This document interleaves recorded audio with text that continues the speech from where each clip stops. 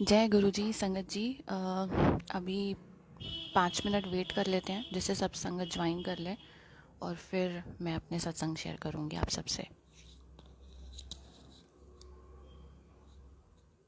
तब तक के लिए एक भजन प्ले कर देती हूँ सो डैट कि जब तक सब ज्वाइन हो जाएंगे और तब तक एक भजन प्ले हो जाएगा 2 मिनट। जग ते ते इथे सारे सीस झुकांदे जो मंगिए सो मिलदा इथों ते दाता ऐसा कर्म कमांदे दाता ऐसा कर्म कमांदे।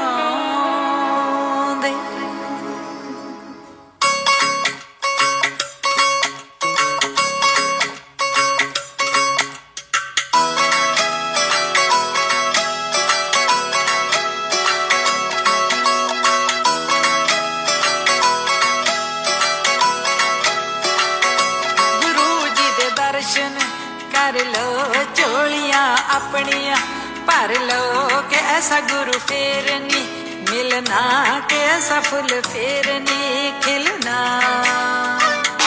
गुरु जी दे दर्शन कर लो झोलियां अपनियां भर लो के ऐसा गुरु फेर नी मिलना के ऐसा फुल फेर नी खिलना।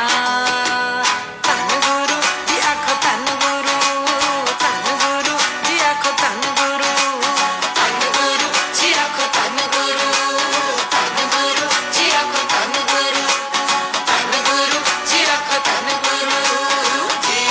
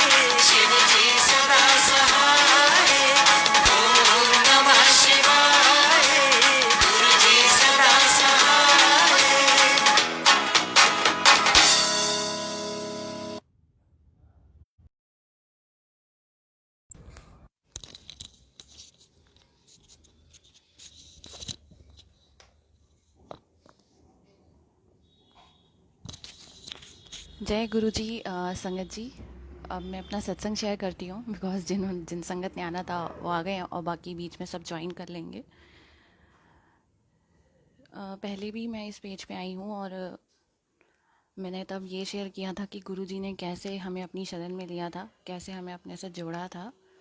और उसमें मैं शॉर्ट में अपना ही सत्संग पहले शेयर करती हूँ कि 2014 में जब हम गुरु जी से जुड़े तो उस टाइम पर बहुत सारी प्रॉब्लम्स हमारी लाइफ में स्टार्ट हो गई थी। कुछ महीनों बाद, 5 to 6 मंथ्स के बाद मेरे पापा के हेल्थ इशू बहुत ज़्यादा स्टार्ट हो गया था। मतलब उनको पहले कुछ था नहीं और सडनली एकदम से उनको लेग में पेन हुई, उसकी वजह से उनकी किडनीज, लीवर, मतलब पूरी बॉडी में कुछ बचा ही नहीं था जो ठीक हो।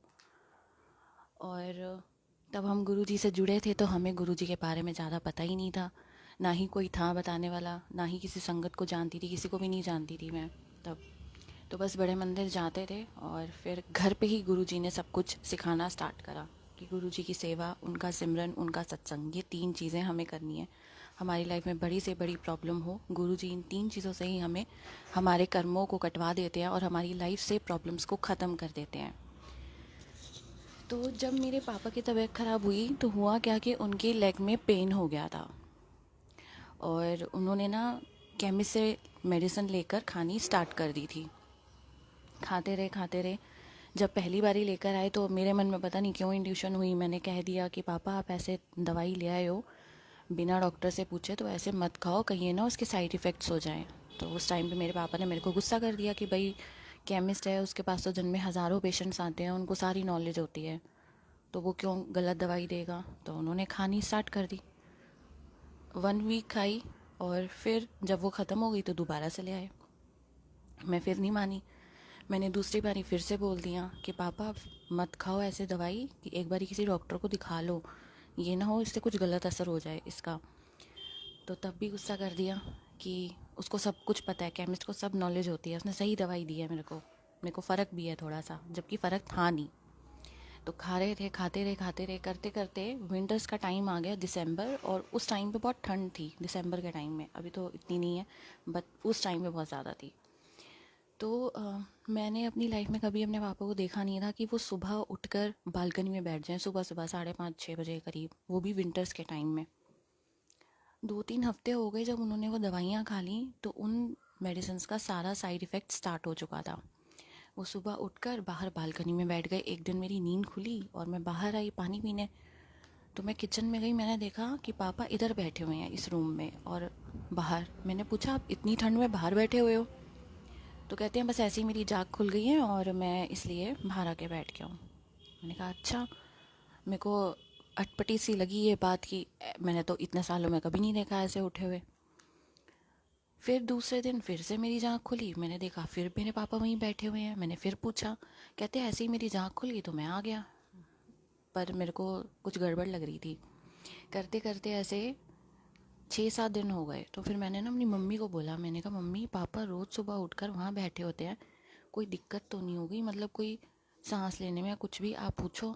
तो मेरी मम्मी ने ना उस दिन पूछा मेरे पापा से कि आप सुबह बैठे होते हो बाहर, कोई प्रॉब्लम है, कोई हेल्थ इशू है तो बताओ। तब मेरे पापा ने बताया कि उनसे ना, उनको अंदर ना, जैसे रूम में होते हैं, सो रहे होते हैं, तो सोए सोए में उनको लगता है कि उनसे सांस नहीं ली जा रही, उनका दम घुट रहा है, वहाँ पर उनको सफोकेशन फील हो रही है। तो कहते हैं इसलिए मैं ना सुबह यहाँ आके बैठ जाता हूँ कि मेरे को यहाँ आके मेरे को थोड़ा ठीक लगता है कि हाँ मैं सांस ले पा रहा हूँ, नहीं तो ऐसा लगता है कि सांस चल ही नहीं रही है। तो मेरी मम्मी ने कहा आप किसी ना डॉक्टर को दिखा लो, आपको ना लगता है दवाइयाँ गलत असर कर गई हैं। तो मेरे पापा ने ना बात नहीं मानी, उनको डर लगता था कि मैं किसी डॉक्टर के पास जाऊंगा या किसी हॉस्पिटल में जाऊंगा तो उन्होंने तो मेरे को आधा वैसे ही ख़त्म कर देना है, क्योंकि ट्रीटमेंट आजकल बहुत गलत हो रहे हैं। तो कहते मैं नहीं जाऊंगा। केमिस्ट के पास गए, फिर कोई मेडिसिन ले आए, फिर खा ली। फिर उसके बाद जब हमने मना करा तब नहीं लाए केमिस्ट से, फिर किसी ना डॉक्टर के पास गए, वो भी ऐसे डॉक्टर के पास जो कोई टेस्ट वगैरह नहीं करवाता था। वो क्या करता था, आपकी वेन्स जो नर्व्स होती है उसको चेक करके उसके अकॉर्डिंग आपको मेडिसिन दे देते थे। तो मेरे पापा उनके पास गए, उन्होंने नर्व्स चेक करी मेरे पापा की और कहते हैं कि कुछ भी नहीं है, लीवर में थोड़ी सी ना, लीवर फैटी हो रहा है आपका, शायद इसलिए आपको दिक्कत हो रही होगी, मैं ना आपको दवाइयाँ दे देता हूँ, अब उन्होंने ना दवाइयाँ क्या दी, उन्होंने पाउडर से कुछ बना कर दे दिए और उसको ना अलग अलग पुड़ियाँ टाइप होती है ना, एक अलग अलग पैकेट्स में डाल दिया कि ये सारी आपको इस टाइम पे खानी है। तो उन्होंने खानी स्टार्ट करी और वो इतनी बड़ी पॉलीथीन दे दी। हमने कहा अब ये दवाइयाँ आ गई हैं, अभी इससे भी कहीं गलत असर हो गया तो। मेरी मम्मी ने उस पर कहा कि आप ऐसे ले आए हो भाई, बिना टेस्ट कराए कोई कैसे बता देगा। कहते नहीं नहीं, वो उसने बोला कि लीवर फैटी है और कोई दिक्कत नहीं है तो अब खा लो। तो मेरे पापा ने वो भी खाना स्टार्ट कर दिया। उससे और ज़्यादा शरीर ख़राब होने लग गया, अंदर अंदर ही भूख कम लगने लग गई। मतलब कभी रोटी एक खानी या कभी हाफ़ खानी और कभी खानी ही नहीं, कि मेरे को भूख ही नहीं है, मेरा मन ही नहीं कर रहा। और जब ये प्रॉब्लम स्टार्ट हुई तो मेरे पापा ना हमसे बात भी करना बंद कर दिया। उन्होंने ना हंसना ना बोलना, सिर्फ चुप रहना अपना, और बस बेड पे बैठे रहते। नहीं तो आगे पीछे ऊपर मतलब घूमते रहते थे, कुछ ना कुछ, कभी कुछ ले आओ कभी कुछ ले आओ। लेकिन तब जाना ही बंद कर दिया। तो मेरी मम्मी ने कहा मतलब आपको कोई वीकनेस वगैरह भी हो रही है तो आप बताओ, आप बेड से भी नहीं उठते हो। कहते पता नहीं मेरे से ना उठा नहीं जाता, मेरे शरीर में ना मेरे को जान नहीं लगती है और ना मेरे को भूख भी नहीं लग रही, बोलने का भी नहीं मन करता, ना हंसने का मन करता है। अंदर अंदर उनको बहुत ज़्यादा प्रॉब्लम हो रही थी जो वो हमसे हाइड कर रहे थे, क्योंकि अगर हमें बताते तो हम कहते कि आप हॉस्पिटल चलो, इसलिए बता नहीं रहे थे। फिर ना वो दवाइयाँ जब खानी स्टार्ट करी तो उसका और ज़्यादा उल्टा इफेक्ट हो गया, उससे बॉडी और ख़राब होने लग गई। धीरे धीरे करते करते मेरे पापा के जो पैर थे ना, वो बहुत ज़्यादा उसमें स्वेलिंग आ गई, हद से ज़्यादा। और रात भर उन्होंने सोना नहीं, कितने महीने हो गए कि वो सोते ही नहीं थे। पूरी रात जगे रहना, पूरे दिन जगे रहना, कुछ समझ ही नहीं आ रहा था हो क्या रहा है। ना बोलना ना हंसना, हम बड़े परेशान, क्योंकि ऑलरेडी लाइफ में मतलब प्रॉब्लम्स हर तरफ से आ चुकी थी। मेरी सिस्टर की तबीयत ख़राब हो गई, इधर हमने रेंट पे किसी को शॉप्स दे रखी थी, उन्होंने फ्रॉड करा। तो हर तरफ से ना ऐसा लगा अब दलदल है, उसके अंदर हम फंस चुके हैं, निकालने वाला कोई भी नहीं है। और गुरुजी से तो हम तब जुड़े ही थे, तो गुरुजी की महिमा तो धीरे धीरे गुरुजी ने समझाई कि मैं क्या हूँ। महाशिव सुप्रीम लॉर्ड हमारे गुरुजी, और सच्चे साथी भी यही हैं। इनके जैसा सच्चे साथी कहीं नहीं मिल सकता। जो रक्षा गुरुजी करते हैं और जो प्यार गुरुजी देते हैं वो इस पूरी दुनिया में हमें कोई भी नहीं दे सकता, वो सिर्फ गुरुजी ही दे सकते हैं। तो अब क्या हुआ कि मतलब उन दिनों ना तबीयत इतनी ज़्यादा ख़राब रहने लगी थी मेरे पापा की। मतलब उससे पहले ना हम सत्संग में भी जाते थे, आसपास कहीं भी होता था तब थोड़े कम पता चलते थे, सत्संग की इन्फो कम आती थी मेरे पास। एक बारी मैं किसी सत्संग में गई, वहाँ ना एक अंकल मिले मुझे। मैंने देखा ये अंकल ना हर सत्संग में सेवा कर रहे होते हैं। तो मैंने थोड़ा डर डर के गई उनके पास कि भाई मैं उनको जानती नहीं हूँ, तो फिर भी मैं चली गई। मैंने उन्हें बोला कि जय गुरु जी अंकल जी। तो कहते जय गुरु जी। मैंने कहा आप, मैंने देखा आप हर सत्संग में सेवा कर रहे होते हो, तो आप प्लीज़ मेरा नंबर आप ले लो और मुझे ना किसी ग्रुप में ऐड कर दो, सो डैट कि मुझे पता चल सके कि ईस्ट दिल्ली में सत्संग कहाँ कहाँ होते हैं। मैंने उनको बताया ऐसे ऐसे मेरे ना पापा की तबीयत ख़राब है, तो हमें सत्संग में इस वक्त जाने की बहुत ज़रूरत है, क्योंकि मंदिर हमारा जाना उस टाइम पे नहीं हो पा रहा था। जब तक मेरे पापा जा सकते थे वो जाते थे, लेकिन फिर उसके बाद हम नहीं जा पाए। तो कहते हैं कोई बात नहीं, मैं आपका नंबर ऐड करवा दूंगा, आपको इन्फॉर्मेशन दे दिया करूँगा। तो उसके बाद ना जहाँ भी सत्संग होता था, अगर हम मतलब मैं या मेरी मम्मी में से कोई ना कोई तो ज़रूर जाता था। तो एक जगह मेरी मम्मी सत्संग पे गई और हम सब घर पे ही थे, वो गई वहाँ पर। तो वो बहुत रोई वहाँ पर बैठकर। मतलब उनको टेंशन हो गई कि भाई गुरुजी ये क्या हो रहा है, इतनी बड़ी प्रॉब्लम्स आ गई हैं एकदम से लाइफ में सडनली, कैसे क्या होगा। तो एक आंटी मेरी मम्मी के साथ बैठी हुई थी, वो जानती नहीं थी मेरी मम्मी को। उन्होंने मेरी मम्मी से पूछा आप क्यों रो रहे हो। तो मेरी मम्मी ने बोला कि ऐसे ऐसे ना मेरे हस्बैंड को पता नहीं क्या प्रॉब्लम हो गई है, ना वो टेस्ट कराते हैं ना वो हॉस्पिटल जाते हैं, और अगर उन्हें बोल दो कि चलो तो हमारे घर में लड़ाई हो जाती है इस बात पे। और फिर एंड यही होता है कि हम शांत हो जाते हैं कि भाई नहीं जा रहे, नहीं मान रहे, तो फिर हम भी क्या करें, सब गुरुजी के आश्रय है। तो उन्होंने बोला आप परेशान मत हो, आप एक काम करो, आप एक तांबे का लोटा लो न्यू, और बड़े मंदिर ले जाना और वहाँ से ब्लेस करवा के उसमें जल प्रसाद फिल करके घर पे रख कर अपनी हस्बैंड को थोड़ी थोड़ी देर में जल प्रसाद देना। उन्होंने इतना समझा दिया। अब मेरी मम्मी घर आई और उन्होंने बताया। नेक्स्ट डे उन्होंने वही हम तांबे का लोटा लेकर आए और मेरी मम्मी बड़े मंदिर गई। जब वहाँ पहुँची मेन दरबार में, तो एक सेवादार अंकल खड़े थे और उनको मेरी मम्मी ने बोला कि आप प्लीज़ ये लोटा ब्लेस करके दे दो। तो पता नहीं उस वक्त क्या हुआ, अंकल बड़े गुस्से में आ गए। उन्होंने मेरी मम्मी को कहा भी अभी तो नहीं ब्लेस होगा, अपनी जगह पे जाके बैठ जाओ आप। मेरी मम्मी वैसे ही बहुत परेशान थी, हर तरफ से हम हार चुके थे, लाइफ में कुछ दिख ही नहीं रहा था। मतलब ऐसा लग रहा था बस कुछ ही दिनों के मेहमान हैं हम पाँचों, पता नहीं कब आखिरी सांस यहाँ रह जाए हमारी, मतलब ख़त्म हो जाएंगे हम, इतनी ज़्यादा वो प्रॉब्लम्स आ चुकी थी। थोड़ी देर बाद फिर से मेरी मम्मी उठी हिम्मत करके कि मैं फिर दोबारा बोलती हूँ। उन्होंने फिर से कहा उन अंकल को कि आप प्लीज़ ये लोटा ब्लेस करके दे दो, मेरे हस्बैंड की तबीयत ठीक नहीं है। उन्होंने फिर से गुस्सा कर दिया, अपनी जगह पे जाके बैठ जाओ आंटी, अभी ब्लेस नहीं होगा। मेरी मम्मी बैठ गई। तीसरी बारी फिर थोड़ी देर बाद उठी, फिर से बोला कि आप प्लीज़ लोटा ब्लेस कर दो अंकल जी। उन्होंने ना बहुत गुस्सा करा और कहा नहीं होगा ब्लेस, बैठ जाओ जाके अपनी जगह पर। तो मेरी मम्मी का उस वक्त तो बिल्कुल पेशेंस लेवल ख़त्म हो गया, वो बहुत रोई, दरबार में बड़ी तेज़ रोई। और बस वही वहाँ पे गुरुजी को कहने लगी, गुरुजी अगर यहाँ पे भी पार्शियलिटी होगी तो मैं कहाँ जाऊँ, कौन बचाएगा हमें, हमारा सहारा कोई भी नहीं है आपके अलावा। तो मेरी मम्मी जब रो रही थी उस वक्त पे एक अंकल आए, सामने एक सेवादार अंकल और खड़े थे, वो आए, उन्होंने मेरी मम्मी को बोला आंटी आप रो मत, आप मुझे 2 लोटा मैं ब्लेस करवा के दे, पॉज कर रही हूँ 1 मिनट वेट करना, सॉरी। तो उन्होंने वो लोटा लिया और ब्लेस करवा कर मेरी मम्मी को दे दिया। मेरी मम्मी घर आई, उन्होंने लोटे में जल प्रसाद फिल करके गुरुजी के स्वरूप के पास रख दिया। और थोड़ी देर बाद ना मेरे पापा को जल प्रसाद हमने दिया।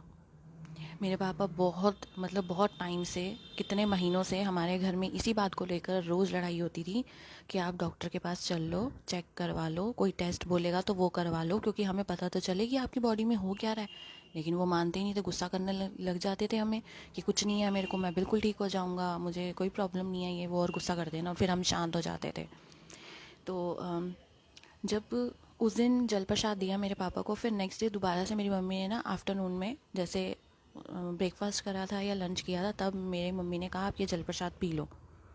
तो जैसे ही मेरे पापा ने नेक्स्ट डे दूसरी बार ये जल प्रसाद पिया, पीते ही उन्होंने एक बात बोली कि मेरे को ना टेस्ट करवाने हैं, मेरे को डॉक्टर के पास जाना है। हम हैरान कि इतने टाइम से हम बोल रहे थे, हमारे घर में इतनी लड़ाई हो रही थी इस चीज़ को लेकर, और आज सडनली मेरे पापा खुद से बोल रहे हैं कि मेरे को डॉक्टर के पास जाना है, मेरे को टेस्ट भी करवाने हैं। तो मेरी मम्मी ने बोला कि चलो आप, क्योंकि हमें पता था बाद में बदल गए तो फिर मनाना बड़ा मुश्किल है। और जो हेल्थ है वो बहुत ज़्यादा ख़राब हो चुकी थी, क्योंकि एक दिन ये हुआ था कि मेरे पापा ने जैसे स्वेटर और जैकेट्स वगैरह उतारी, शर्ट चेंज कर रहे थे, तब मेरी मम्मी ने देखा कि उनकी तो बॉडी में कुछ है ही नहीं, काफ़ी हेल्दी होते थे, लेकिन उन्होंने सब कुछ इतना ज़्यादा छुपा लिया था कि उनकी जो है हड्डियाँ नज़र आने लग गई थी, जो स्किन होती है वो तो पता नहीं कहाँ थी, बिल्कुल स्लिम हो गए थे। तो वो देखकर तो और ज़्यादा टेंशन हो गई थी, रात रात भर मैं और मेरी मम्मी रोते रहते थे, कुछ समझ ही नहीं आता था, क्योंकि लगता था पता नहीं अब क्या होने वाला है, कुछ नहीं पता था। इधर गुरुजी मेरे को भी कुछ बोले, उधर मेरी मम्मी को भी कहें बहुत माड़ा टाइम है, बहुत ख़राब टाइम आ गया है, उधर मेरे को भी बोले, हम दोनों बड़े परेशान, समझ में ना आए क्या करें, बस रोते रहना गुरुजी के पास बैठकर। फिर जब मेरे पापा ने टेस्ट के लिए बोला तो गए टेस्ट के लिए मेरी मम्मी के साथ, और ना वहाँ पर LFT और KFT ऐसे करके कोई 2 टेस्ट डॉक्टर ने बोले, तो करवा लिए मेरे पापा ने। अब उसकी ना रिपोर्ट्स मिलनी थी शाम को, उन्होंने बोला आप शाम को आकर रिपोर्ट्स लेकर जाना। तो शाम को मेरे पापा मम्मी दोनों गए रिपोर्ट्स लेने। तो जिसने रिपोर्ट्स दी वो डॉक्टर नहीं था, वो कहता देखो मेरे को जितनी नॉलेज है ना मैं उतना आपको बता सकता हूँ, बाकी आप ना जितनी जल्दी हो सके किसी भी डॉक्टर से कंसल्ट कर लो, क्योंकि आपका शरीर पूरी तरह से, जहाँ तक मेरे को समझ में आ रहा है, ख़त्म है। पहले तो उसने बताया कि आपके सर से लेकर पैर तक पूरा पानी भरा हुआ है, पूरी बॉडी में आपके पानी भरा हुआ है। और फिर ये पूछा मेरे पापा से आप ड्रिंक करते हो या स्मोकिंग करते हो, तो मेरे पापा ने कहा मैंने अपनी लाइफ में कभी ये दोनों चीज़ें नहीं हाथ लगाई हैं। कहते लेकिन आपकी ना किडनीज़ भी ख़राब है, किडनीज़ भी वर्क नहीं कर रही हैं, ना लीवर वर्क कर रहा है, और जितनी जल्दी हो सके आप सबसे पहले तो अपने बॉडी के अंदर से पानी को निकलवाओ, क्योंकि इससे कैंसर बन जाएगा, क्योंकि वो बहुत ज़्यादा भर चुका है। कहते हैं आप पैर देख रहे हो ना आपके इतने स्वेलिंग हो रहे हैं, ये इसीलिए है। और जो आपको नींद नहीं आती वो भी यही रीज़न है, क्योंकि सर से लेकर पैर तक पूरा पानी भरा हुआ है। और मेरे पापा की ना नेक में पेन भी बहुत होता था, मतलब ऐसे होता था कि अगर मैं वो नेक दबा रही हूँ रात के टाइम उनके, तो वो 5-10 मिनट सो जाते थे, लेकिन जैसे ही छोड़ दो तो उठ जाते थे वो, तो उनकी बॉडी में पेन भी रहने लग गया था। अब जब उन्होंने बात सुनी तो पैरों के नीचे से ज़मीन निकल गई कि ये हो क्या रहा है, ये क्या हो गया, सब खत्म, शरीर ख़त्म, कुछ भी नहीं बचा इसके अंदर। मेरे पापा मम्मी बहुत रोए वहाँ पर। उन्होंने हमें बताया नहीं कि बच्चों को बताएंगे ये तो बहुत टेंशन ले लेंगे, पहले ही इतनी परेशानियों में थे हम। फिर मेरी मम्मी नहीं, मेरे पापा को याद आया कि मेरी मम्मी का ना स्टोन का ट्रीटमेंट हुआ था पानीपत में, एक डॉक्टर अंकल हैं, उनसे थोड़ा सा ट्रीटमेंट लिया था, कोई मेडिसिन वगैरह का। तो मेरे पापा ने सोचा उनको फ़ोन करता हूँ, वो ही कुछ बताएं। तो मेरे पापा ने फ़ोन करा उन अंकल को और उनको थोड़ा सा फ़ोन पे बताया। उन्होंने बोला देखो आप ना टाइम मत वेस्ट करो, जितनी जल्दी हो सके ना अभी के अभी रिपोर्ट्स लेकर मेरे पास आ जाओ। मेरे पापा मम्मी घर आए, उनकी आंखें पूरी लाल। हमने पूछा क्या हुआ है, मतलब कुछ सब ठीक है ना? तो उन्होंने बताया नहीं, उन्होंने झूठ बोल दिया कि बच्चे परेशान होंगे। ये कह दिया कि थोड़ा सा ना लीवर में हल्का सा फैटी हो गया है, थोड़ा सा किडनी में इन्फेक्शन है, बाकी ठीक हो जाएंगे, कोई दिक्कत वाली बात नहीं है। तो हम ना अभी डॉक्टर के पास जा रहे हैं और थोड़ी लेट हो जाएंगे आने में, क्योंकि पानी बच जाना था। तो हमने कहा ठीक है, लेकिन अंदर अंदर डाउट हो रहा था, आंखें लाल हैं, भरी हुई हैं, कुछ गड़बड़ है बहुत बड़ी, समझ में नहीं आ रहा था पर क्या। फिर ना मेरे पापा मम्मी जब उस डॉक्टर के पास गए तो उन्होंने रिपोर्ट्स देखी, वो सर पे हाथ रख के बैठ गए। उनको समझना है कि ये किया क्या है इन्होंने। उन्होंने मेरे पापा से पूछा पूरा शरीर ख़त्म कर दिया आपने और आप अब आ रहे हो, आपने अपने घर पे भी किसी को नहीं बताया कि आपको इतनी दिक्कत हो रही थी? कम से कम टेस्ट तो करवाते, आपको पता तो चलता आपकी बॉडी में कुछ नहीं बचा। लीवर ख़राब हो गया है, किडनी वर्क नहीं कर रही हैं, पूरे शरीर में पानी भर चुका है और पानी भरने की वजह से कैंसर की स्टार्टिंग हो चुकी है। अब आप बताओ मैं क्या करूं? वो कहते मेरे को कुछ समझ ही नहीं आ रहा। वो बहुत टेंशन में, मतलब टेंशन में इतनी ज़्यादा आ गए, उनको कुछ समझ ही ना आए। उन्होंने फिर अपने ना एक बेटे को कॉल किया। वो उस टाइम मतलब पता नहीं कोर्स उसका कंप्लीट हो गया था या क्या था, या फिर किसी हॉस्पिटल में एज अ डॉक्टर वर्क कर रहा था, कुछ था। तो उन्होंने उसको कॉल किया। तो उसने ना अपने फादर को एक लीवर की दवाई बताई, बहुत छोटी सी एक दवाई थी। उन्होंने बोला देखो मैं लीवर की दवाई दे देता हूँ, एक बारी को लीवर ठीक हो सकता है, लेकिन अगर आप ये कहो कि किडनीज, पानी, ये सब मैं कुछ नहीं कर पाऊँगा। आपने अपना पूरा शरीर ख़त्म कर दिया है और अब तो जो है ना उस भगवान के हाथ में है सब कुछ। मेरे पापा मम्मी बहुत रोए कि अभी तो बच्चे हैं, कैसे होगा सब कुछ, इतनी रिस्पॉन्सिबिलिटीज़ हैं और एकदम से ये ऐसी चीज़ होना, धक्का था बहुत बड़ा, बहुत बड़ा शॉक था वो, कुछ समझ नहीं आ रहा था। फिर उन्होंने बोला कि देखो मैं आपको एक दवाई दे रहा हूँ लीवर की, उससे ना आपकी लेग्स जो हैं उस पर बहुत अफेक्ट पड़ेगा, वो और पतली हो सकती हैं, बाकी मैं कुछ नहीं अब कर सकता, अब जो है भगवान के हाथ में है। अब उन्होंने तो बात जो बोली भगवान के हाथ में, तो वाकई में भगवान के हाथ में ही था, हमारे गुरुजी के हाथ में। मेरे पापा मम्मी घर आए, उनकी आंखें बिल्कुल लाल हुई पड़ी थी। उन्होंने नहीं बताया फिर हमें, फिर छुपाया हमसे, यही कहा कि भाई डॉक्टर ने कहा है लीवर किडनी में थोड़ी थोड़ी सी इन्फेक्शन है, वो ठीक हो जाएंगे, दवाई दिया उससे ठीक हो जाएंगे। फिर रात को जब सब सो गए तो मम्मी और मैं इस रूम में बैठे गुरुजी के पास, तब मेरी मम्मी ने बताया ऐसे ऐसे हो गया है। इतना दिमाग टेंशन में आ गया कि अब क्या होगा हमारे साथ। कोई भी नहीं था, पीछे मुड़ के देखो तो कोई साथ नहीं, क्योंकि जब लाइफ में प्रॉब्लम्स आती हैं तो कोई फ्रेंड, कोई रिलेटिव आपके काम नहीं आता, कोई भी नहीं आएगा। और ये सब अपनी लाइफ में हर इंसान एक्सपीरियंस करता है। और उस वक्त अगर आपका साथ कोई निभाते हैं ना, तो वो हमारे रब होते हैं, वो है हमारे गुरुजी महाराज। हम गुरुजी के आगे दोनों रो रहे, हम कह रहे गुरुजी प्लीज़ हमें बचा लो, मतलब किसी भी तरह इस मुसीबत से हमें निकालो, मेरे पापा को ठीक करो। रात रात भर नींद ना आना, यहाँ रोते रहना, मंत्र जाप करते रहना, बस गुरुजी का ध्यान करना कि गुरुजी आप ही कुछ कर सकते हो, आपके हाथ में है हमारा सब कुछ। फिर जो उन्होंने दवाई दी थी, उन्होंने एक बात और बोली थी मेरे पापा को कि आप पानी पीने की क्वांटिटी बिल्कुल कम कर दो। कहते पानी है शरीर में बहुत ज़्यादा, तो इसलिए पीना आपने बहुत ही कम है। जनरली किसी की बॉडी में पानी भरता है तो उसको निकलवाना पड़ता है, मेरे पापा कहते मैं नहीं निकलवाऊँगा। उनको डर था भाई अगर मैं हॉस्पिटल में एडमिट हो गया तो वैसे ही शरीर तो मेरा डॉक्टर ने कह दिया ख़त्म है, जो बच्चा बुच्चा भी है वो भी ख़त्म हो जाएगा, मैं नहीं जाऊँगा हॉस्पिटल। नहीं गए। कहते हैं ना जब आप अपनी पूरी डोर अपने रब के हाथ में सौंप देते हो ना, तो वो ही उस डोर को खींच के उस नैया से आपको पार लगा देते हैं, आपको डूबने नहीं देते। वही हुआ। मेरे पापा ने हॉस्पिटल में एडमिट नहीं हुए, कोई ट्रीटमेंट नहीं, कुछ नहीं, सिर्फ एक वो मेडिसिन ज़रूर लेते थे जल प्रसाद से।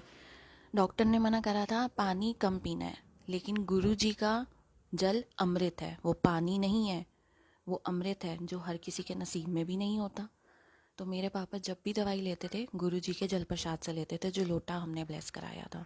और कुछ खाना तब भी पीना, मतलब ये नहीं सोचते थे कि भाई मैं ज़्यादा पी रहा हूँ, ये सोचते थे अमृत है, मेरे गुरु जी का अमृत है, मैं तो यही पीऊँगा, फिर जो मर्जी हो। और ज़्यादा पीते थे, बहुत, मतलब ज़्यादा ही थी उसकी क्वांटिटी। सो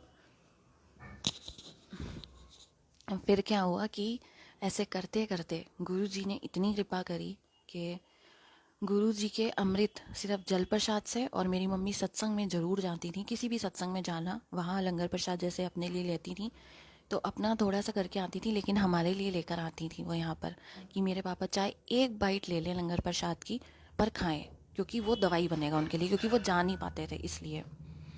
तो ऐसे हर बारी आना, मेरी मम्मी ने सत्संग से लेकर आना, हम सब ने थोड़ा थोड़ा लेना, मेरे पापा ने भी एक बाइट ज़रूर खाते थे वो, और जल प्रसाद का गिलास ज़रूर लेकर आती थी मेरी मम्मी।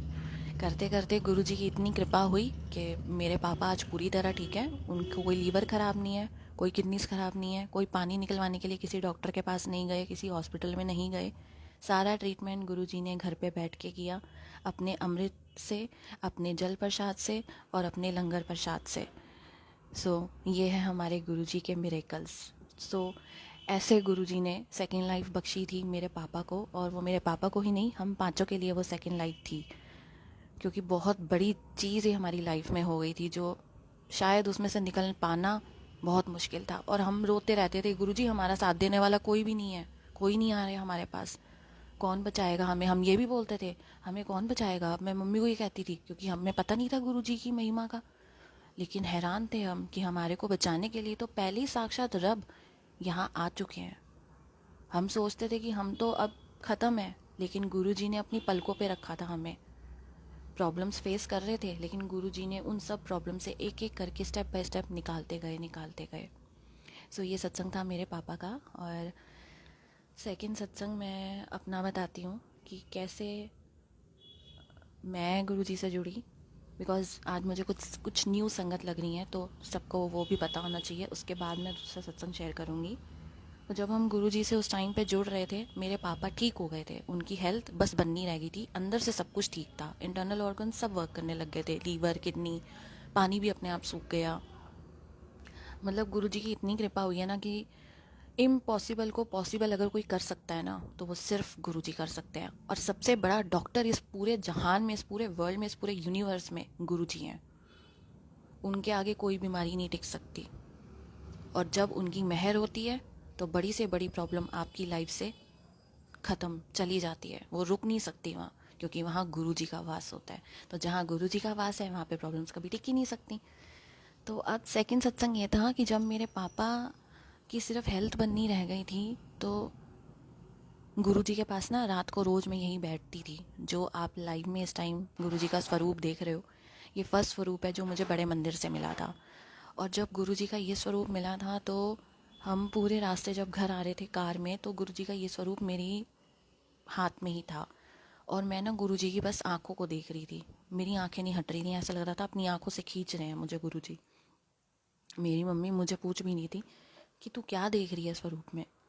मैंने कहा कि पता नहीं, गुरुजी की आंखें ना मुझे खींच रही हैं, उनकी आइज़ मेरी आइज़ को खींच रही हैं। और मैं देख भी नहीं रही थी सड़क पे इधर उधर कि हम किस रोड से गए, कहाँ से हमने क्रॉस किया, कुछ नहीं। मैं बस गुरुजी को देखी जा रही हूँ, उनको बस पकड़ा हुआ है और देख रही हूँ, उन्हें देखती जा रही हूँ, और खो गई थी गुरुजी में ही। फिर जब ये स्वरूप जब हमारे घर आया, फिर हमने गुरुजी का स्वरूप ना फ्रेम करने दे दिया। अब यहाँ पर भी एक चीज़ और हुई कि जब फ्रेम करने दिया, तो हमारा ये वाला स्वरूप ना, जिसको हमने फ्रेम करने दिया, वहाँ पर ना किसी और संगत ने भी गुरुजी का स्वरूप फ्रेम करने के लिए दिया हुआ था। अब क्या हुआ, दोनों के स्वरूप चेंज हो गए, उनका स्वरूप हमारे पास और हमारा स्वरूप उनके पास पहुंच गया। हमसे पहले वो लेकर जा चुके थे। जब मेरी सिस्टर शॉप पे गई स्वरूप लेने, तो उसने उनको बोला कि आप गुरुजी का स्वरूप दे दो हमारे वाला। उन्होंने दूसरा स्वरूप दे दिया मेरी सिस्टर को। मेरी सिस्टर ने बोला ये तो वो स्वरूप नहीं है भाई, हमें जो मिला था मुझे तो वो ही चाहिए, क्योंकि ये पता था कि गुरुजी की ब्लेसिंग्स जो आपको मिलती हैं वो आपकी होती हैं, वो किसी और को नहीं आप दे सकते। और गुरुजी के स्वरूप से हम इतना ज़्यादा जुड़ चुके थे, ऐसा हो गया मतलब हफ्ता, पूरा 1 वीक जब तक गुरुजी का स्वरूप नहीं था, हमें ऐसा लग रहा था हमारे घर का कोई मेन मेंबर गायब है। हमें चैन ना पड़े, हम रोज़ फ़ोन करें अरे हमारा स्वरूप दो। तो उन्होंने ना फिर कॉल किया, जिन्होंने वो स्वरूप हमारा ले गए थे किसी संगत ने, उनको कॉल किया कि ऐसे ऐसे वो आपका स्वरूप नहीं है, वो स्वरूप किसी और का था, तो आप वो प्लीज़ दे जाओ और आप अपना वाला स्वरूप ले जाओ, क्योंकि वो नहीं लेकर गए वो स्वरूप को। तो फिर वो आंटी भी बोलती है कि हाँ मैं तभी सोचूं ये स्वरूप मेरा नहीं, मुझे नहीं ये मिला था।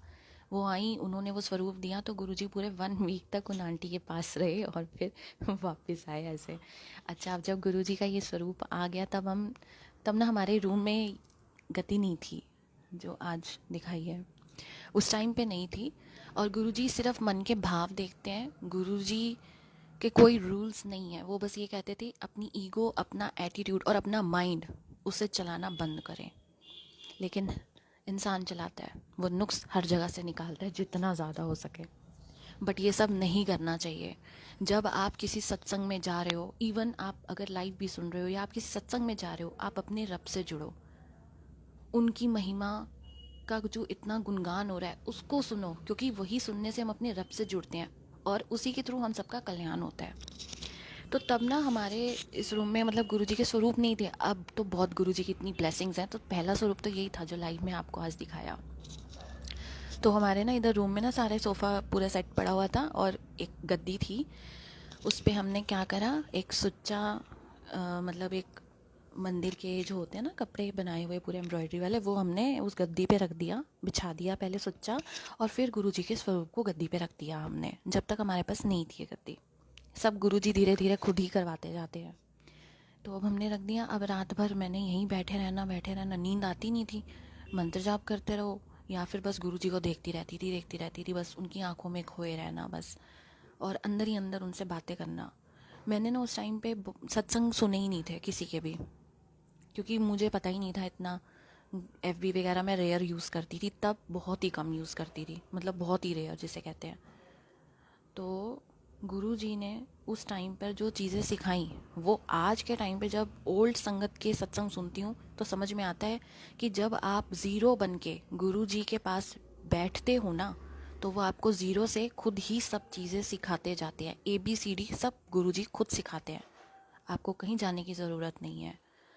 तो हमें तो कुछ नहीं पता था, हम किसी से, मेरे को किसी संगत का नहीं पता था, कुछ नहीं पता था, ओल्ड संगत के सत्संग कुछ नहीं पता था। बस 2-3 सत्संग मैंने FB पे ज़रूर रीड करे थे।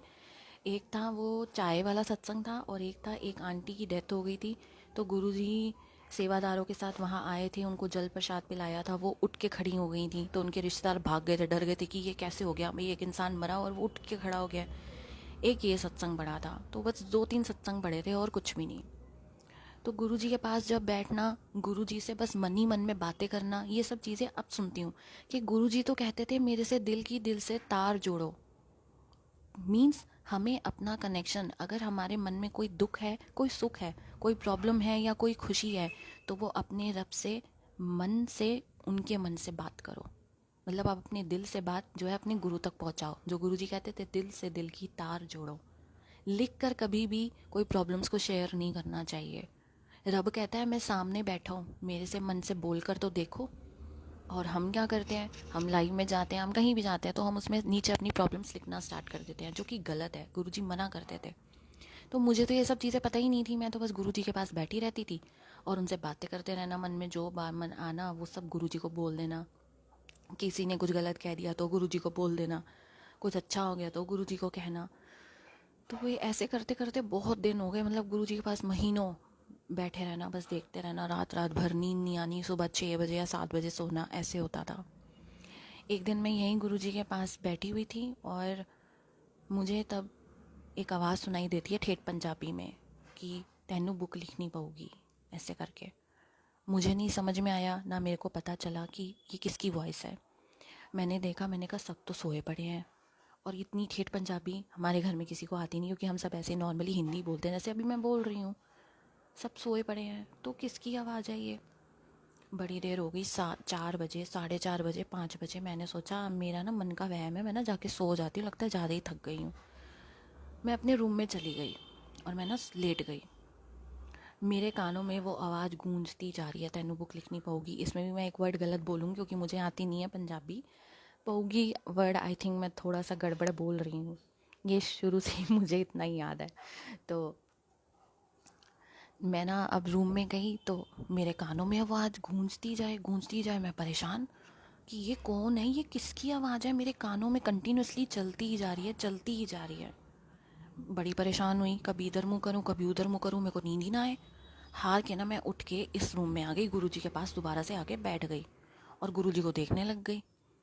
बड़ी देर सोचती रही, फिर याद आया कि एक जगह पढ़ा था गुरुजी ठेठ पंजाबी में बोलते थे। मैंने कहा ये आवाज़ तो इसका मतलब गुरुजी की है, क्योंकि और तो कोई है ही नहीं यहाँ पर, हम सबके अलावा सब तो सोए पड़े हैं, एक मैं ही जग रही हूँ और इस रूम में गुरुजी और मैं ही बैठे हुए हैं, और तो कोई है ही नहीं, तो ये तो गुरुजी की आवाज़ है। मैं गुरुजी को देखूं, मैंने कहा गुरुजी मेरे को तो आता नहीं कुछ लिखना, आप कह रहे हो बुक लिखनी पड़ेगी, कैसे लिखूंगी मैं। देखो, हम सब इंसान वैसे आपस में एक दूसरे को सब जानते होंगे, लेकिन क्लोजली अगर हमें कोई जानता है ना, वो हमारा रब ही हमें जानता है अच्छे से, कि किसके अंदर क्या है, कौन कैसा है कैसा नहीं है।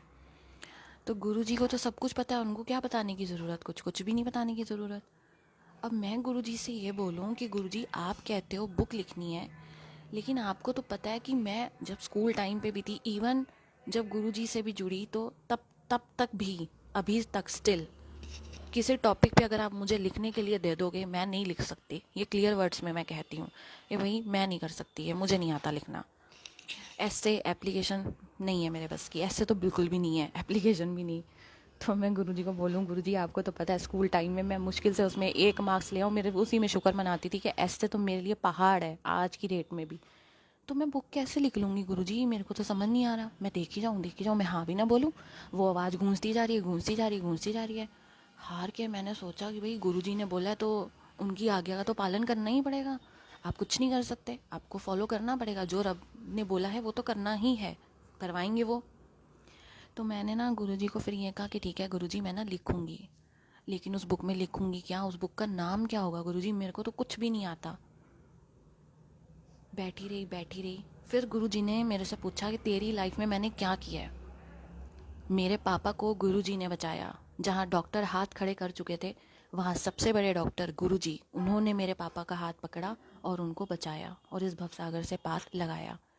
सेकंड लाइफ गुरुजी ने बख्शी है, गुरुजी के अमृत प्रसाद और गुरुजी का जल प्रसाद, गुरुजी का लंगर प्रसाद, इसी की वजह से आज मेरे पापा पूरे ठीक हैं। तो मैंने कहा गुरुजी आपने मेरे लिए तो ये मिरेकल है। मैंने बोला गुरुजी आपने मेरी लाइफ में मिरेकल करा है। तो कहते बस मिरेकल्स ऑफ गुरुजी ही तेरी बुक का नाम है। अब मुझे ये था कि मैं भूल ना जाऊँ, मैं भागी अपने रूम में और वहाँ से मैं लैपटॉप लेकर आई, मैंने ऑन किया और मैंने उसमें ये लाइन लिख दी। अब इस लाइन का भी मैं बताती हूँ क्या रीज़न है। तब ये लाइन लिखी थी, miracles done by Guruji on my family, क्योंकि मुझे समझ नहीं आ रहा था, मैं कोई राइटर तो हूँ नहीं जिसने हज़ारों बुक लिख दी हो, जिसको पता हो बुक का नाम कैसा होना चाहिए। मुझे तो कुछ नहीं पता था, मैं तो ज़ीरो इस चीज़ में, आज भी ज़ीरो हूँ। वो बुक मेरी नहीं है, वो बुक गुरुजी की है, लिखवाते वो हैं और लिखती बस मैं हूँ, डिक्टेट वो ही करते हैं। तो अब मैं क्या करूँ, मैंने लिख दिया अपने लैपटॉप में। अब गुरुजी को देखूँ, जैसे हम स्टार्टिंग में स्कूल में एडमिशन लेते हैं, हमें कुछ नहीं पता होता, हम ज़ीरो होते हैं, हम क्लास में जाते हैं और टीचर को ऐसे देख रहे होते हैं हाथ रख के मुंह पे कि हम कहाँ आ गए हैं, हमें क्या सीखना है। तो सेम मेरे साथ वो सिचुएशन थी कि मैं गुरुजी को देख रही हूँ ऐसे ही बिल्कुल ज़ीरो होकर कि गुरुजी मेरे को तो नहीं आता, अब क्या लिखूँगी, इसमें क्या करूँगी। बड़ी देर तक देखती रही। फिर गुरुजी ने मेरा एक टाइम डिसाइड कर दिया। जब हम स्कूल में थे तो हमारे ट्यूशन के टाइम फिक्स्ड होते थे, इतने बजे ट्यूशन जाना है, इतने बजे हम स्कूल से आ रहे हैं, हर चीज़ का एक शेड्यूल था। तो गुरुजी ने मेरा भी वो एक बना दिया था कि उस टाइम पे मुझे गुरुजी के पास बैठना है, गुरुजी मुझे डिक्टेट करते हैं और मैं उस वक्त पे लिखती हूँ। ऐसे हुआ ये start. So this is the real connection. ये मुझे नहीं पता था कि ये एक डायरेक्ट कनेक्शन इसको बोलते हैं, मुझे कुछ नहीं पता था, क्योंकि मैंने कुछ ऐसा पढ़ा नहीं था। पढ़े थे वो 2 सत्संग, उसके बाद 2 वर्ड्स पढ़े थे, direct connection, make your direct connection with Guruji ऐसे करके, और एक था टोटल सरेंडर। अब जी इससे होता क्या है, इसका मीनिंग क्या है, इससे होगा क्या, ये कैसे करते हैं, नथिंग, कुछ नहीं पता था, ज़ीरो।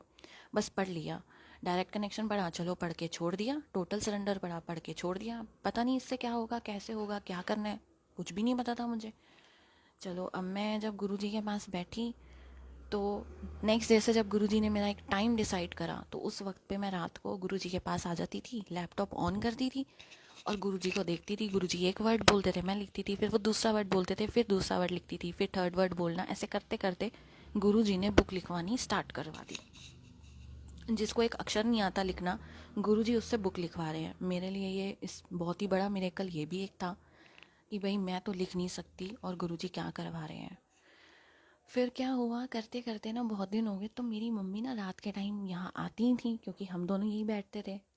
अब जिस दिन मेरी मम्मी ने इस रूम में आना, उस दिन गुरुजी ने बोलना ही नहीं। जैसे एक वर्ड बोला उसके बाद गुरुजी कुछ बोले ही ना। मैंने लैपटॉप बंद कर दिया, मैंने कहा गुरुजी तो कुछ कर ही बोल ही नहीं रहे हैं। तो फिर ना मैंने नोटिस किया कि जब यहाँ अकेली होती हूँ गुरुजी के पास तब वो लिखवाते हैं, जब मेरी मम्मी जिस दिन आती थी ना उस दिन नहीं लिखवाते थे।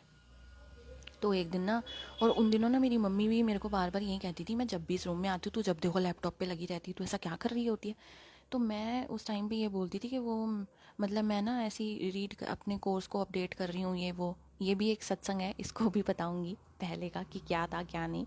क्योंकि मैंने कोर्स किया था डिजिटल मार्केटिंग और उससे रिलेटेड मैंने कुछ नहीं, सिर्फ 1.5 मंथ ही जॉब करी थी और मैंने छोड़ दी थी बिकॉज़ वहाँ का एनवायरनमेंट मुझे अच्छा नहीं लगा। और प्लस वहाँ जब से ज्वाइन किया था तो गुरुजी के पास बैठने का टाइम पूरा ख़त्म हो चुका था। मेरा पूरा दिन पूरी रात मैं अपनी जॉब के काम में लगी रहती थी। तो मैं कहती थी कैसी जॉब है गुरुजी, मतलब अच्छी मैंने जॉब ज्वाइन करी कि मैं उसी में पूरी तरह से जा चुकी हूँ, आपके पास तो बैठने का भी टाइम तक नहीं मिलता मेरे को। तो मेरे को अच्छा नहीं लग रहा था, मैंने कहा मुझे नहीं करनी जॉब, मैंने छोड़ दी थी। अब अपनी मम्मी को तो कुछ बोलना था क्योंकि गुरुजी ने मना करा हुआ था कि किसी को नहीं बताना कि तू बुक लिख रही है या मैं तुझसे लिखवा रहा हूँ, ये किसी को नहीं बताना घर में।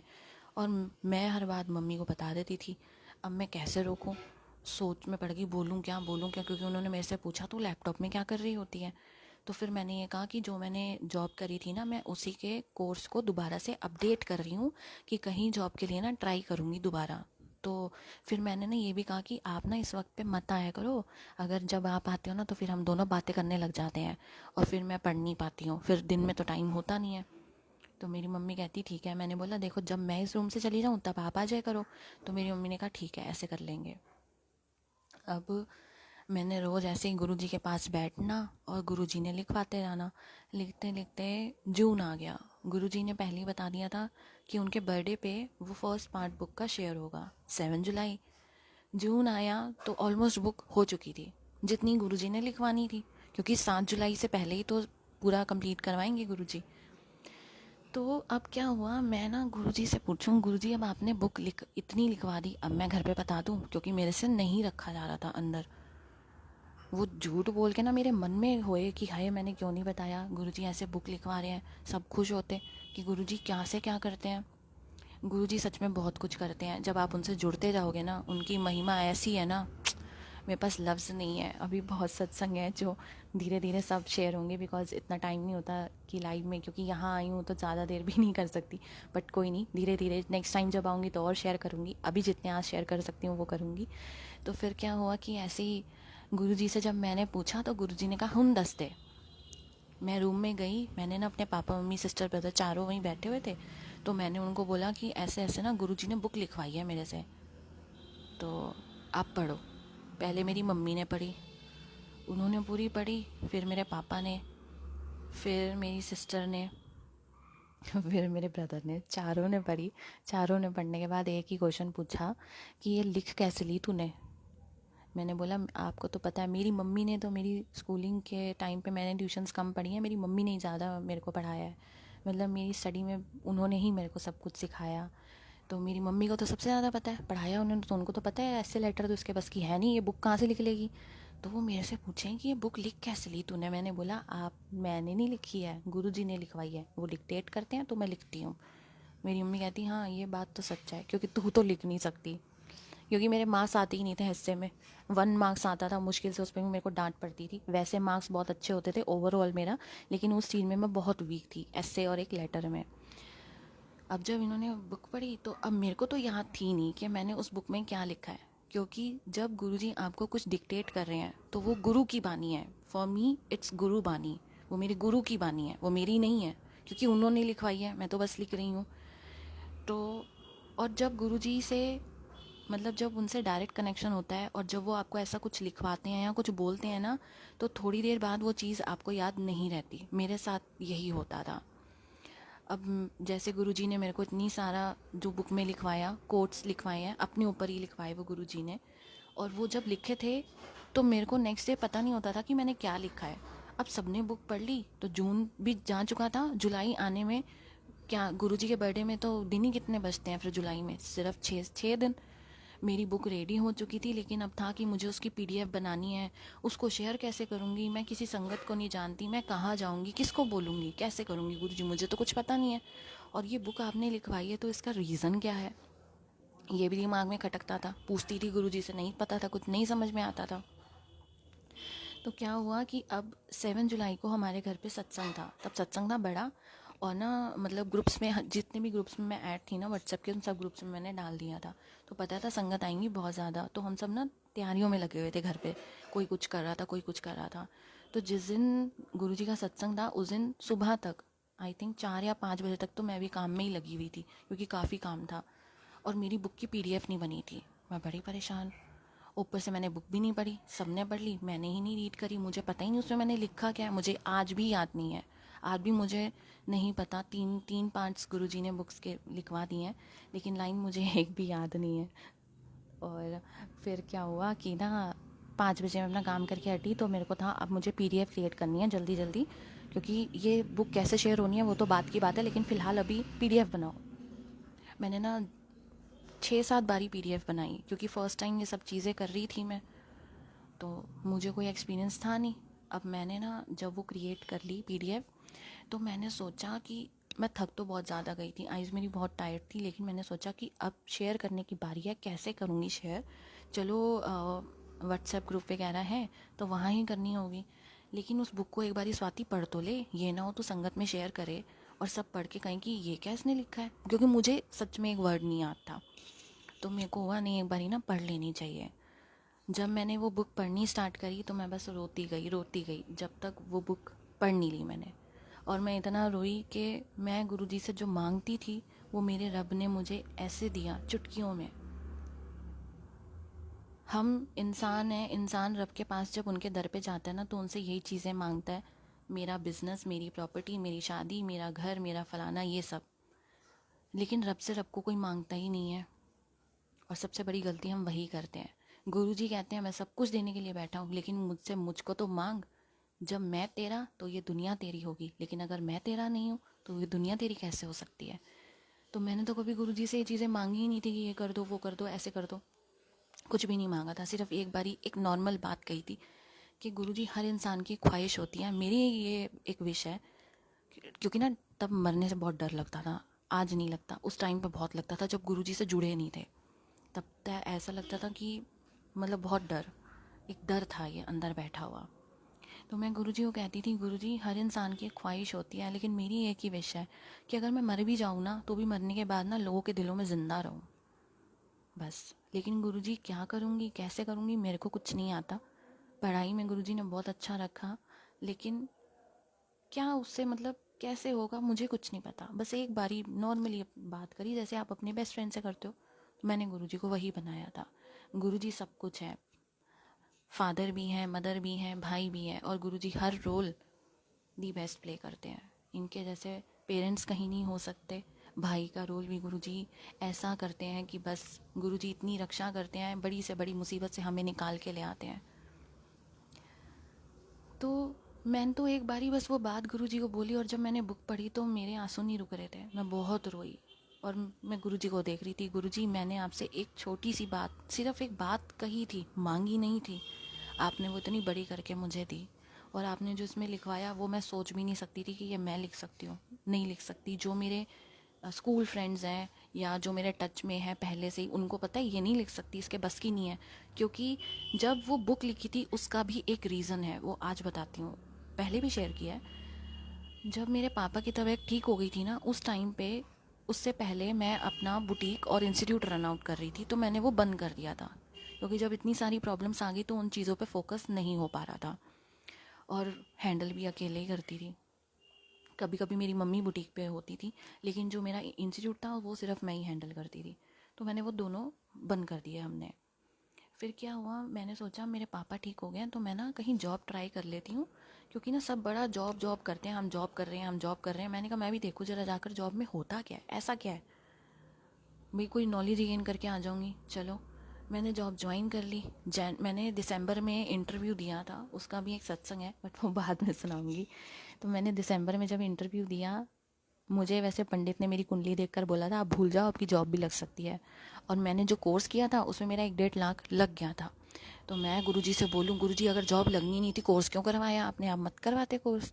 आपको तो पता है अभी सारी सिचुएशन घर की कैसी है, इतने फाइनेंशियल इश्यूज चल रहे थे, उसके अंदर भी मेरे को कोर्स करवाया मेरे पापा मम्मी ने कि नहीं तू कर ले, तेरा मन है तो कर। क्योंकि पढ़ने का शौक़ बहुत है मेरे को शुरू से ही, नई नई चीज़ें सीखने का। उन्होंने कहा कोई बात नहीं तू कर ले। तो मैंने कर लिया। मैं बड़ी परेशान की जॉब भी नहीं लगनी, और बताओ मेरी फ़ीस भी वेस्ट गई, कोई फ़ायदा नहीं हुआ, बड़ी उदास में ये वो। फिर मेरी जॉब लग गई। दिसंबर में मैं इंटरव्यू देने गई, वो भी गुरुजी की ही सारी प्लानिंग थी। और जनवरी में मैंने करी, लेकिन मुझे वहाँ का एनवायरनमेंट नहीं अच्छा लगा। वो मैं बताती हूँ क्यों। क्योंकि उन्होंने मेरे को एक प्रोफाइल पे रख के मेरे से 4 प्रोफाइल के काम लिए। मतलब मैं 9 बजे तक ऑफिस में होती थी, घर आते आते मुझे 10 बज जाते थे। घर आती थी, हाफ एन आवर में फटाफट जल्दी जल्दी खाना खाती थी, होश नहीं होता था किसी चीज़ का, थकी हुई इतनी होती थी। उसके बाद भी मैंने बैठे रहना, अपना काम करते रहती थी, क्योंकि कंटेंट वगैरह लिखना होता था। मतलब जो ऑफिस में हमें मिले हुए थे कि आपकी ये मीटिंग है तो आप उसको क्या बताओगे, ये सब मैं बड़ी परेशान थी उस टाइम पे। सुबह तक 4:30 या 5 बजे तक काम ही करते रहना। फिर उन्होंने कभी किसी का डेटा दे देना कि इसको मेंटेन करके ले आओ, बड़ी परेशान की यार। गुरुजी मैंने एक प्रोफाइल पे मैं गई थी और मेरे से ये 4-4 प्रोफाइल का काम ले रहे हैं।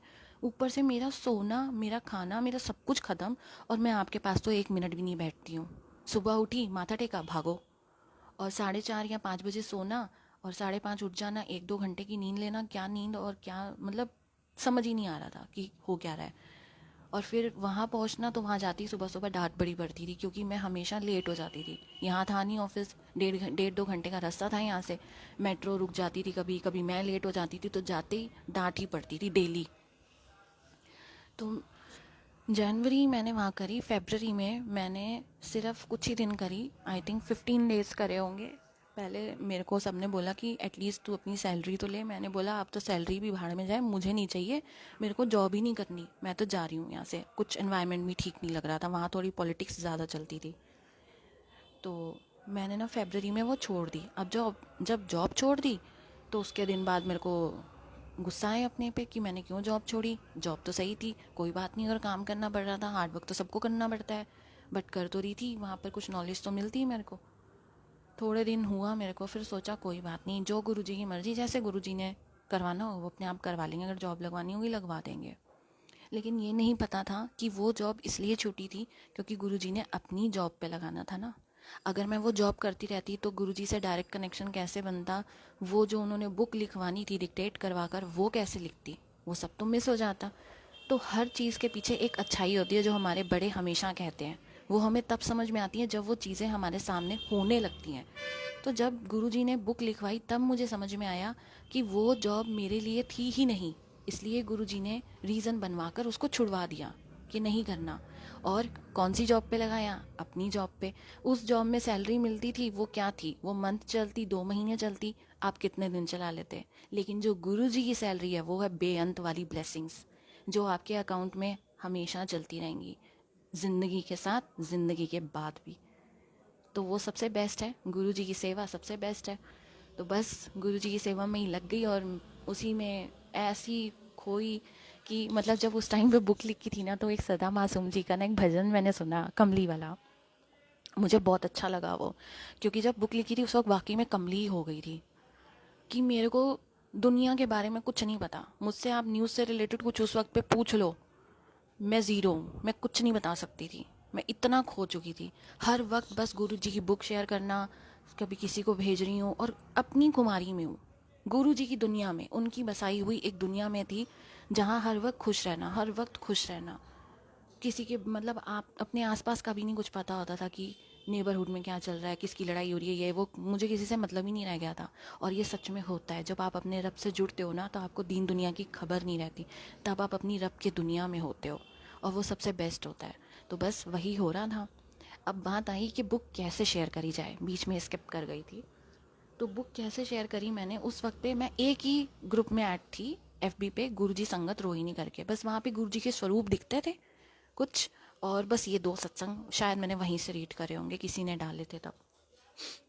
तो अब मैंने सोचा गुरुजी ये बुक शेयर कैसे करूँ, कहाँ पर करूँ। भाई मैं व्हाट्सएप ग्रुप में तो किसी को जानती नहीं हूँ, और किसी ने कुछ कह दिया तो मैं क्या बोलूँगी, भाई कोई डांट ना दे। तो मैंने, गुरुजी ने दिमाग में क्या डाला, फेसबुक पे डाल। मैंने फेसबुक पे ऐसे ऐसे लिखा कि गुरुजी ने मुझसे बुक लिखवाई है, उन्होंने डिक्टेट करी है और मैंने लिखी है, तो जिस भी संगत को वो बुक चाहिए वो अपनी मेल आईडी शेयर कर दो, मैं उनको बुक सेंड कर दूँगी। बहुत सारी संगत के ना मैसेज आने स्टार्ट हो गए। फिर मैंने, गुरुजी ने और दिमाग चलवाया क्या, और बहुत सारे ग्रुप सर्च किए, उसमें ऐड हुई, उसमें मैंने यही पोस्ट डाली, तो हर ग्रुप में बहुत सारे मैसेजेस, मेल आईडीज़ बहुत सारी आ गई, नंबर बहुत सारे आ गए। सबको मैंने दिन रात बस बुक भेजते रहना। और मेरी नींद कहाँ थी ना, मुझे पता नहीं। जो एनर्जी गुरुजी ने बख्शी थी ना, वो तो आज भी सोचती हूँ तो शॉक्ड होती हूँ। रात भर सोना नहीं, दिन भर सोना नहीं, बस बुक ही बुक भेजी जा रही हूँ, और फुल एक्टिव, कोई टायर्डनेस नहीं, कोई कुछ नहीं, कोई आंखें नहीं थक रही, कोई मुझे नींद नहीं आ रही। वो खुमारी ऐसी गुरुजी की छाई के बस खो गई, कमली उनके प्यार में हो गई। तो वो भजन भी मेरा इसीलिए बहुत फेवरेट था और अभी उसका भी बताती हूँ। फिर मैंने सबको ना बुक भेजनी स्टार्ट करी। एक मिनट में बीच में इसको रोक रही हूँ और बता रही हूँ कुछ, कि मैं ना अभी जैसे ही जब इस लाइव सेशन को एंड करूँगी ना, तो मैं यहाँ पर एक लिंक शेयर कर दूँगी अपनी बुक का। आप उस लिंक पे क्लिक कीजिएगा, आपको वहीं पर तीनों पार्ट्स बुक के मिल जाएंगे। आप चाहें तो ऑनलाइन रीड कर सकते हो या फिर आप डाउनलोड कर लेना, ठीक है। सो अब क्या हुआ कि बुक कैसे शेयर करूँ, चलो मैंने सबको भेज दी। मेरे पास बहुत सारे रिप्लाईज़ आने लगे, बहुत सारे रिप्लाईज़ आए। किसी ने कुछ लिखना, एक अंकल ने मेरे को मैसेज भेजा। अब उन अंकल का सत्संग सुनिए। उन अंकल ने क्या कहा कि उनकी लाइफ में सब कुछ ख़त्म था, बिज़नेस उनका ज़ीरो हो चुका था, और 2 बेटियां कहते मेरी हैं और उनको मैंने स्कूल से निकाल दिया। मेरे पास आज की डेट में कहते हैं 1 रुपया नहीं है, कि मैं खाने के लिए भी पैसे नहीं है मेरे पास, और कहते हैं मैं पूरी तरह से अपनी ज़िंदगी से ख़त्म हो चुका हूँ। और मैं गुरुजी को बस ये कहता था कि गुरुजी आप मेरी नहीं सुनते, आप सबकी सुनते हो। आज मेरे पास एक खाने के लिए 1 रुपया भी नहीं है, मैं कैसे क्या करूँगा, मुझे कुछ समझ नहीं आ रहा। उन्होंने ये सब जब लिखा ना, मेरे मतलब मेरा रोना निकलता जा रहा था जब मैं उनका वो पूरा मेल पढ़ रही थी। मेरे को समझ नहीं आ रहा था कि ये क्या हो रहा है मतलब। तो वो अंकल ने आगे की बात क्या लिखी, कहते हैं कि आज मतलब जिस दिन बुक शेयर करी थी उस दिन कहते हैं उन्होंने डिसाइड कर लिया था कि भाई गुरुजी उनकी कुछ सुन नहीं रहे, कोई उनका साथ देने वाला नहीं है, तो वो क्या करेंगे, सुसाइड कर लेंगे। और करने से पहले वो अपनी बेटियाँ और अपनी वाइफ दोनों, मतलब तीनों को पहले मार देंगे, फिर खुद अपने आप को ख़त्म कर लेंगे। जब मैंने ये पढ़ा तो मेरे तो पैरों के नीचे से ज़मीन निकल गई। ये क्या मतलब, ऐसा क्यों, बड़ी टेंशन हो गई। फिर जब नीचे और पढ़ा तो मैं और हैरान। कहते हैं कि मैंने अपने फ़ोन का डेटा सब डिलीट, सब कुछ, एफबी सब लॉग आउट कर चुका था, और बस इस उसमें था कि अब नाइफ़ उठाऊं किचन से, अपनी बेटियों को पहले मार दूं, अपनी वाइफ को, फिर अब खुद को ख़त्म कर लूं।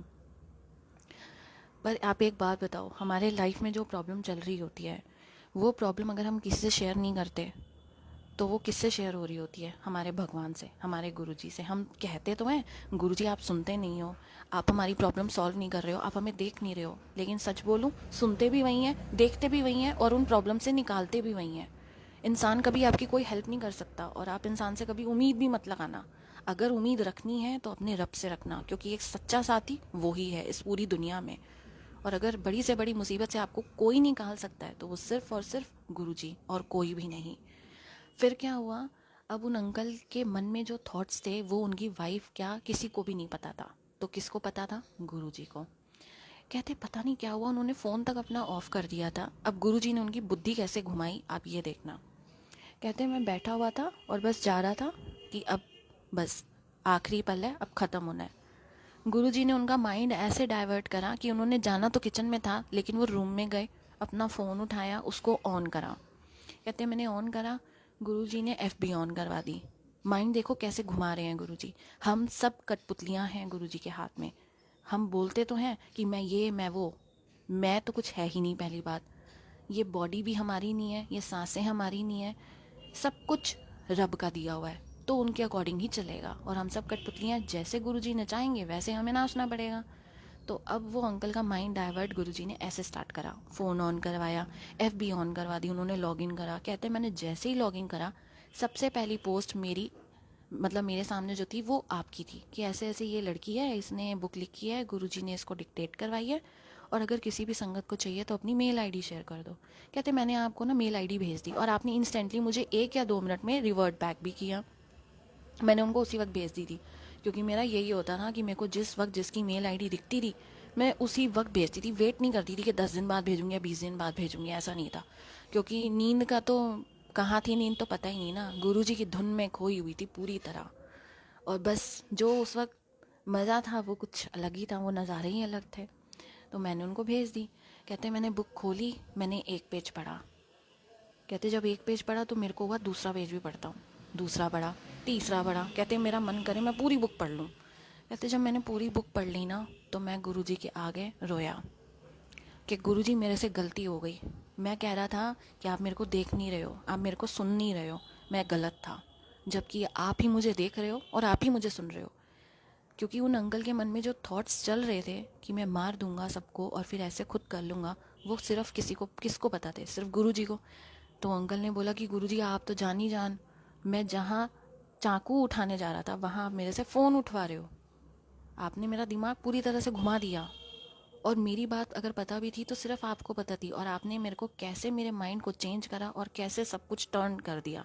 मतलब बुक रीड करवाई, और उस बुक के अंदर क्योंकि सत्संग भी गुरुजी ने लिखवाए मेरे पापा का, और जिनसे मैं जुड़ी हुई हूँ सबके, मेरी फैमिली के भी सत्संग हैं बहुत सारे। तो कहते जब मैंने आपके सत्संग पढ़े ना तब मेरी सारी शिकायतें गुरुजी को लेकर सब ख़त्म। मैंने बस गुरुजी का शुक्राना करा कि गुरुजी अगर आज मैं ज़िंदा हूँ ना और अगर सांस ले रहा हूँ तो वो आपकी वजह से ले रहा हूँ। जितना मैं वीक हो चुका था, जितना मैं नेगेटिव हो चुका था, आज की डेट में कहते अब जब से ये बुक पढ़ ली है ना मेरे आंसर मुझे मिल गए, और मैं अब स्ट्रांग हो चुका हूँ, अब पॉजिटिव हो चुका हूँ, और इतना समझ चुका हूँ कि गुरुजी मेरे साथ हैं, वो मेरे से दूर नहीं, वो मेरे बहुत पास हैं। वो मेरे को कभी अकेला नहीं छोड़ते। अगर आज मैं ज़िंदा हूँ तो वो मेरे रब की वजह से हूँ। तो जब मैंने वो पढ़ा मैं बहुत रोई कि गुरुजी मेरे को समझ में आ गया है कि आपने ये बुक क्यों लिखवाई है। उसके बाद बहुत सारे मैसेज आए, बहुत सारे आए थे, जो बस इतनी प्यारी प्यारी सबने ब्लेसिंग्स लिखी थी उसमें कि मेरे पास लफ्ज़ नहीं है। तो समझ में आ गया कि गुरुजी ने ये बुक क्यों लिखवाई है। फिर ये फर्स्ट पार्ट आया, ऐसे करते करते गुरुजी ने सेकंड पार्ट लिखवाया, फिर थर्ड पार्ट लिखवाया।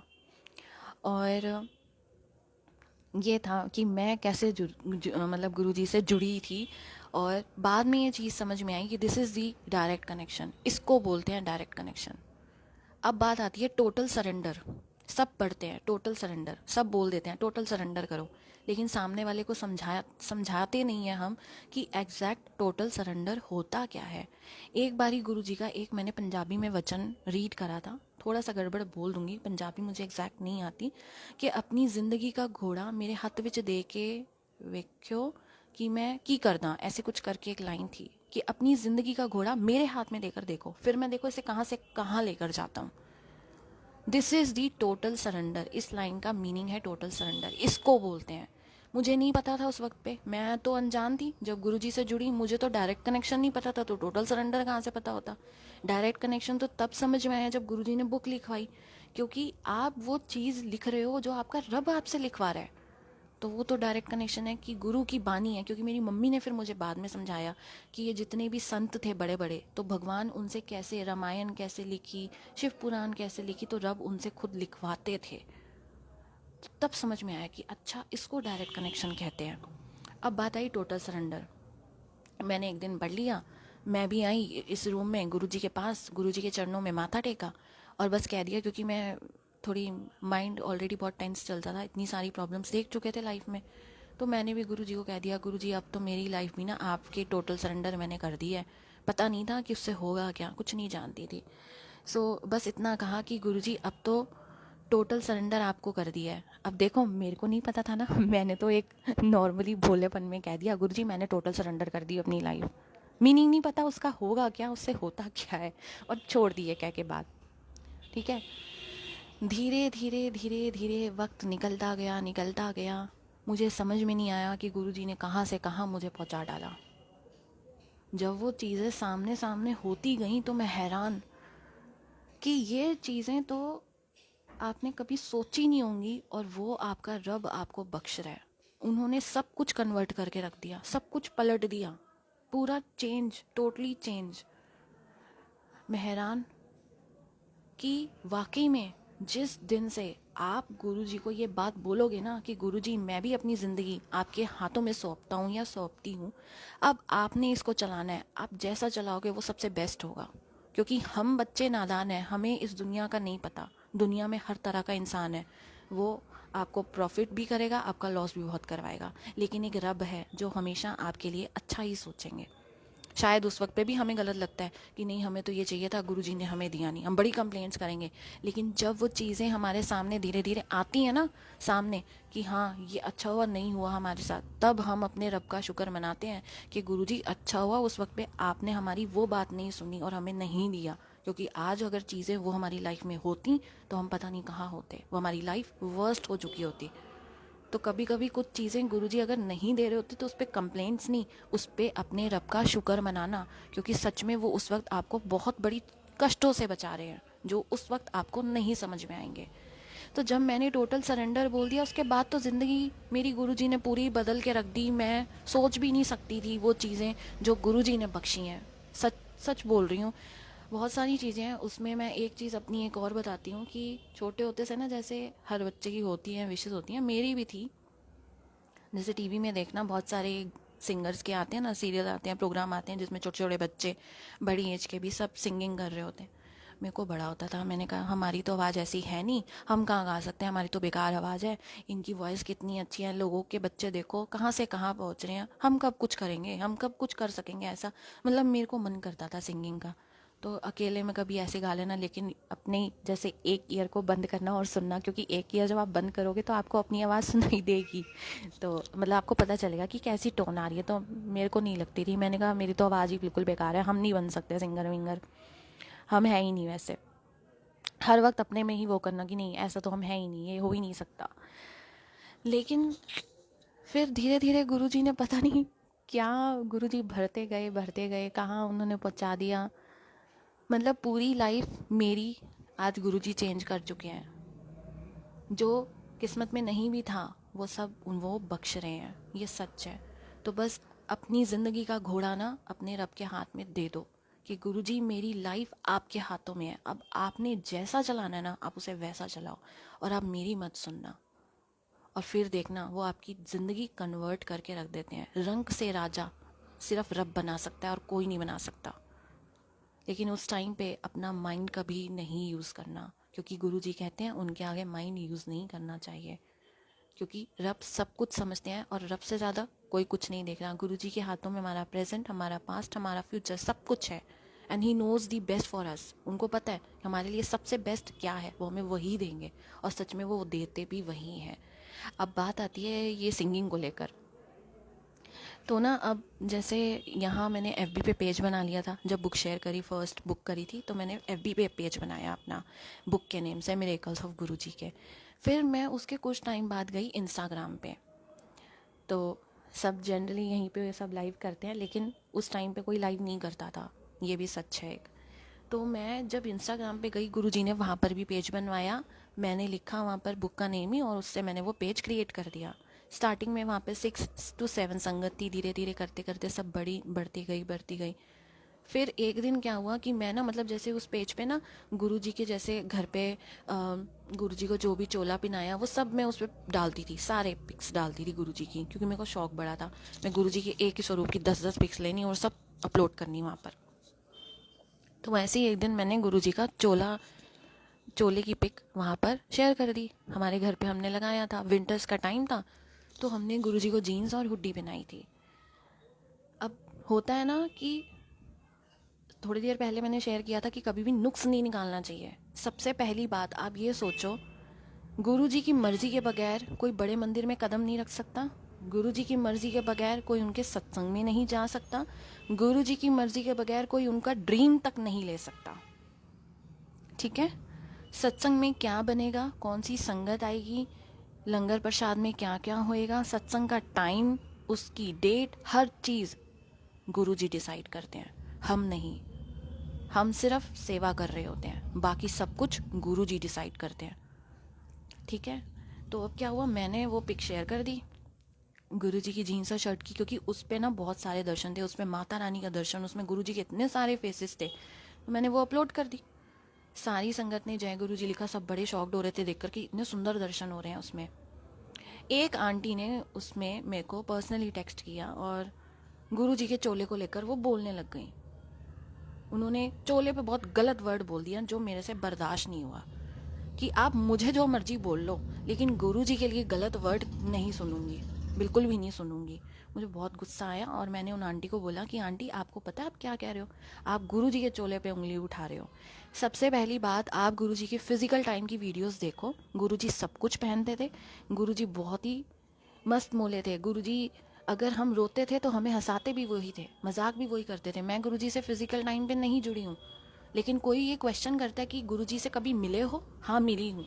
मेरे सामने मेरे रब बैठे हैं जो मेरे को सुनते हैं, जो मुझे देखते हैं, जो मेरे को बड़ी से बड़ी प्रॉब्लम से निकाल के ले आए, तो मेरे लिए मेरा रब सामने ही बैठे हैं, मेरे लिए वो फिजिकली हैं,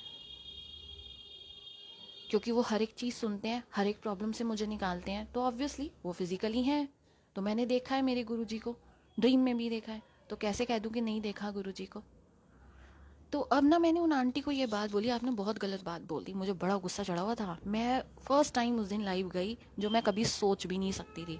मैंने इंस्टाग्राम पे लाइव ऑन करा और मैंने गुरुजी के स्वरूप की तरफ फ़ोन रखा और मैंने शेयर करी ये बात कि ऐसे ऐसे ही एक आंटी ने ये बात बोली है गुरुजी के चोले को लेकर, बताओ ये गलत है या सही।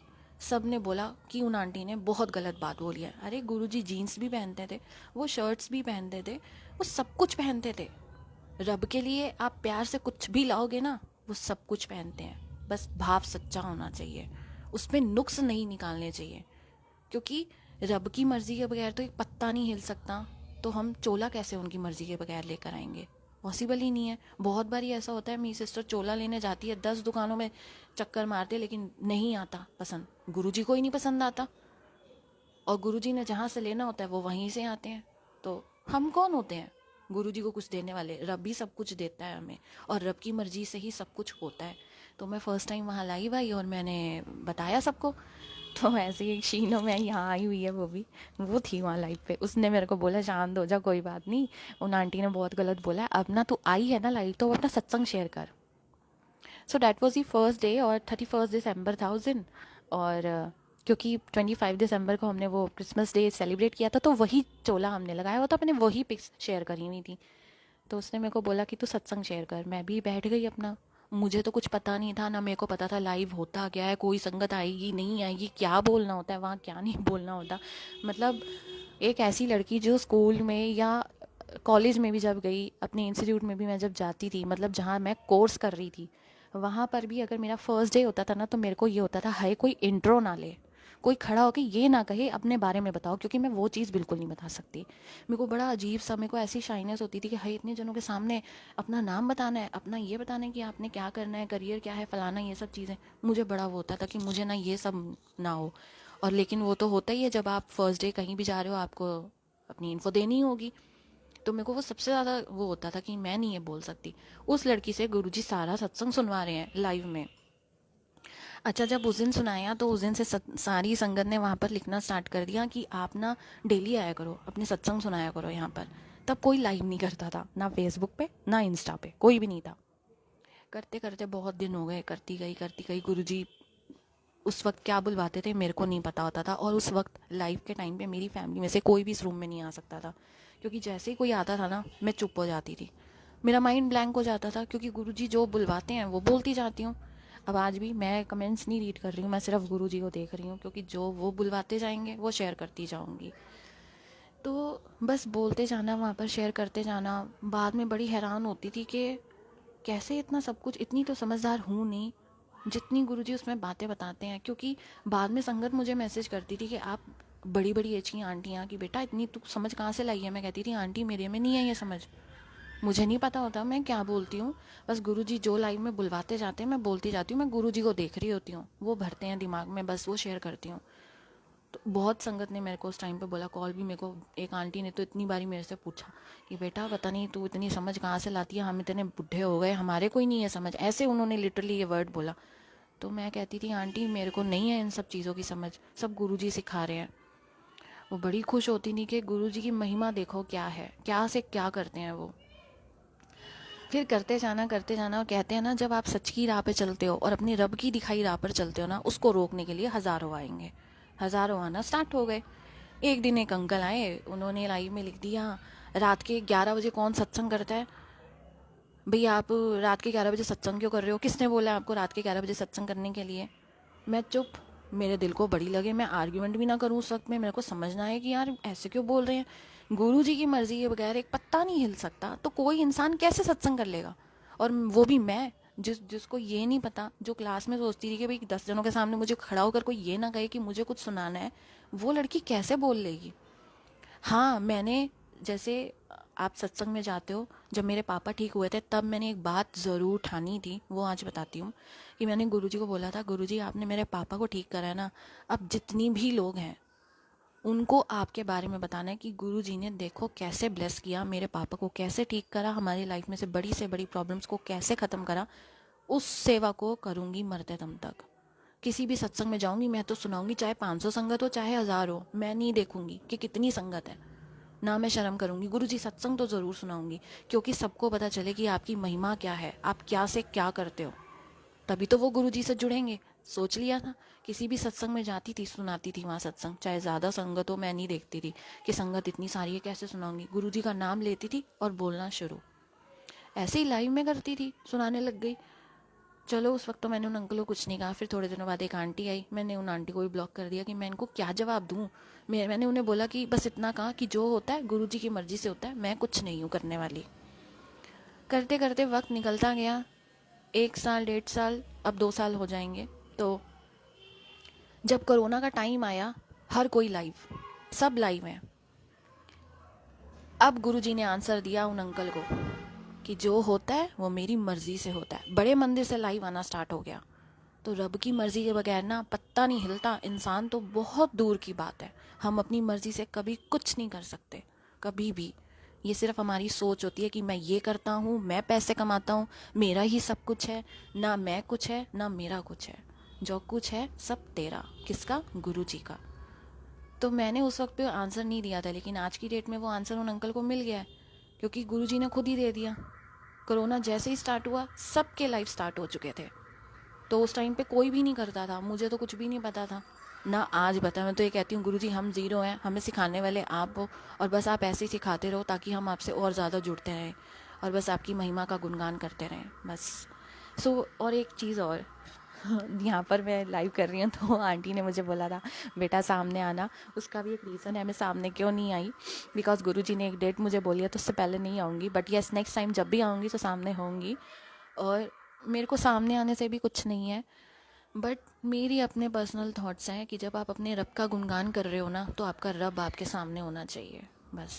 स्टार्टिंग से ही लाइव ही ऐसा हो रहा है। मैं बहुत मुश्किल से 2 बार ही आई हूँ सामने, वरना मैं नहीं आती हूँ। जो इंस्टाग्राम पे मेरे उस पेज पे लाइव देखते हैं उनको पता है कि ये नहीं आती, क्योंकि मेरी फीलिंग्स ही यही हैं, मेरे थॉट्स ऐसे हैं कि जब मैं गुरु जी के सत्संग हम कर रहे हैं तो मेरा रब सामने होना चाहिए ना। जो सामने से संगत सुन रही है वो गुरु जी को देखे, उनका दीदार करे, उनके बस उनकी मौज ले और उनसे जुड़े। क्योंकि जब रब सामने होता है ना तो कनेक्शन और भी ज़्यादा स्ट्रॉन्ग हो जाता है।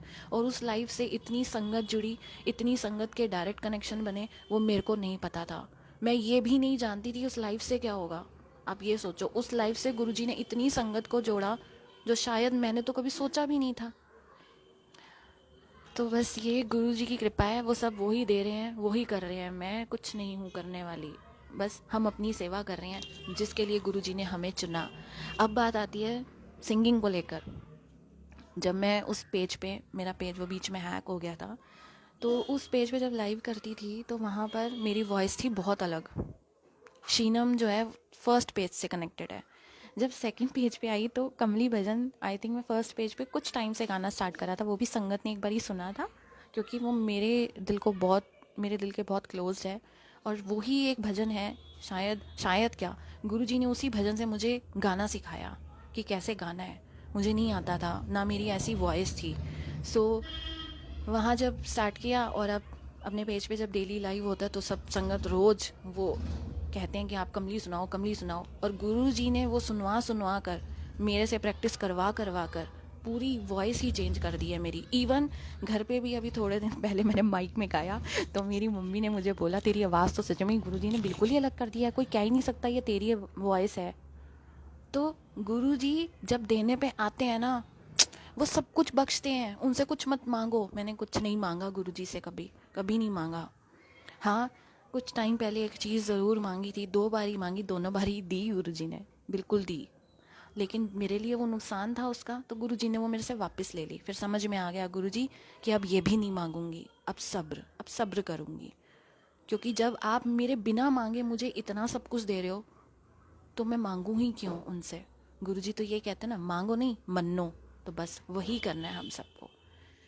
और एक मिनट,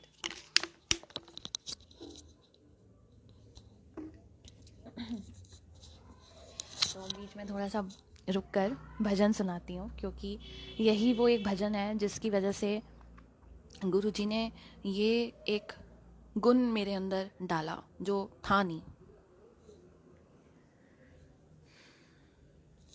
कमली हो गैया मैं कमली हो गैया, ओ गुरुजी तेरे प्यार विच मैं कमली हो गैया, मैं कमली हो गैया।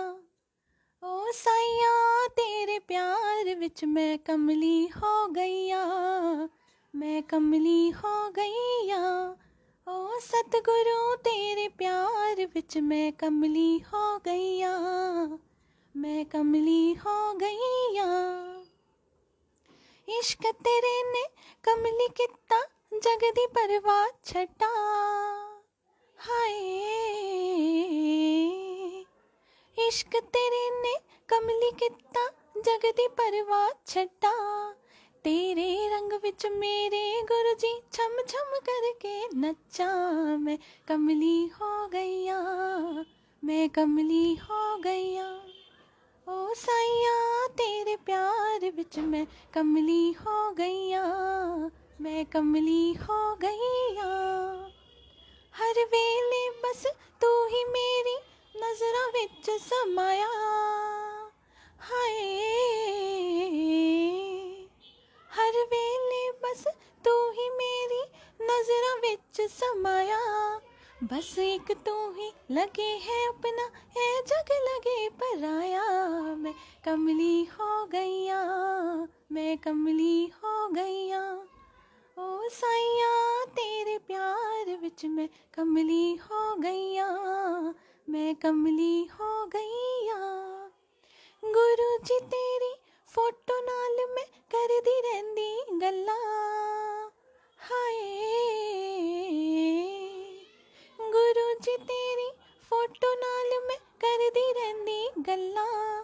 हर वेले दिल मेरा खिचदा जल्दी मंदिर चला। मैं कमली हो गैया, मैं कमली हो गैया।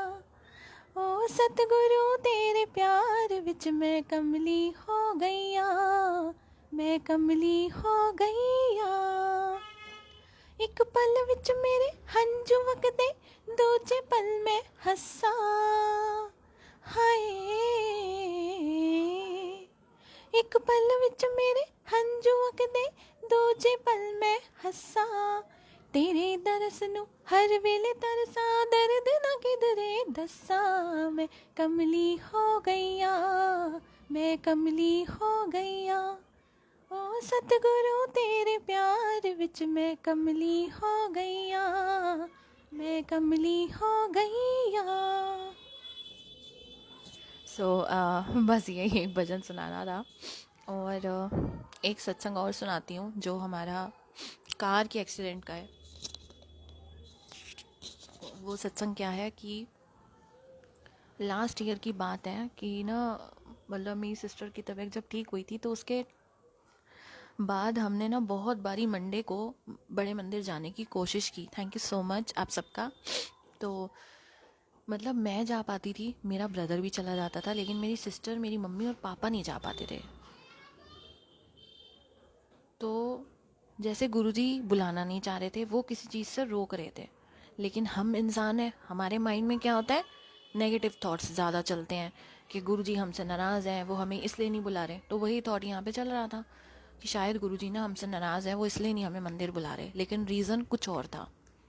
मेरी सिस्टर ना गुरुजी से हर बार ये पूछे, गुरुजी आप सबको मंदिर बुलाते हो, सारी संगत आ रही है, मेरे को क्यों नहीं बुला रहे हो, मुझे क्यों नहीं मंदिर बुलाते। होता क्या था, हर मंडे यहाँ से हमने निकलना, कार में बैठना और सिर्फ 10 मिनट के डिस्टेंस पे जाना, और जाते ही मेरी सिस्टर के ना हाथ और पैर सुन्न हो जाते थे, और ना उसके ना ऐसा लगता था कि स्टमक भी अंदर को खिंच रही है। तो वो रोने लग जाती थी कि ना रुक जाओ, आगे मत लेकर जाओ, वापस चलो, घर वापस चलो, मेरे को मेरे हाथ सुन्न हो रहे हैं, मेरे पैर सुन्न हो रहा है, मेरे से चला नहीं जाएगा, मेरा पैर नहीं चल रहा, ऐसे हो जाता था। और हम लोग इतना डर जाते थे। फिर वो जब रोने लगती थी तो हम बहुत रोते थे कि हमेशा हम इसी जगह पर आते हैं और इसी जगह पर आकर इसके साथ ये क्यों होता है। अब हमें क्या पता कि क्या रीज़न है, हमें बहुत डर लगे, हम रोए भी बहुत।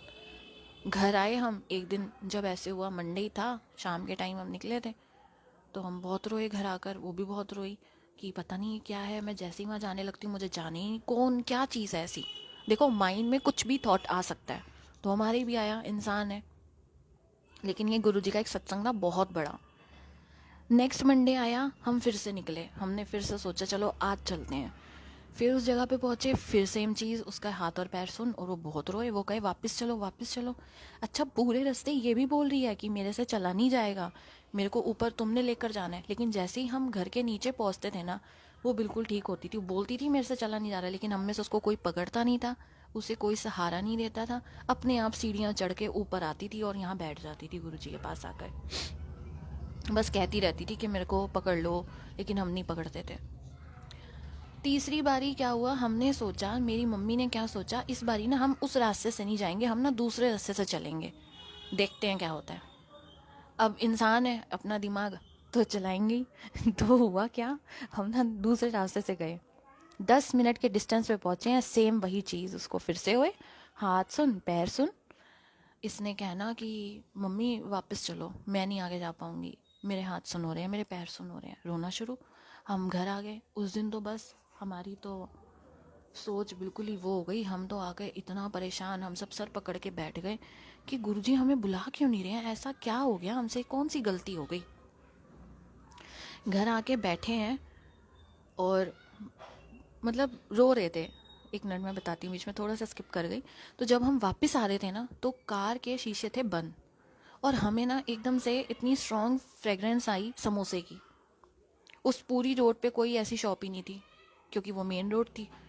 तो हम सबको खुशबू आ रही है, मेरी मम्मी ने बोला गाड़ी में समोसे की खुशबू आ रही है, ऐसा लग रहा है जैसे किसी ने कढ़ाई गाड़ी में रख दी हो, कार में ही समोसे प्रसाद बन रहे हैं।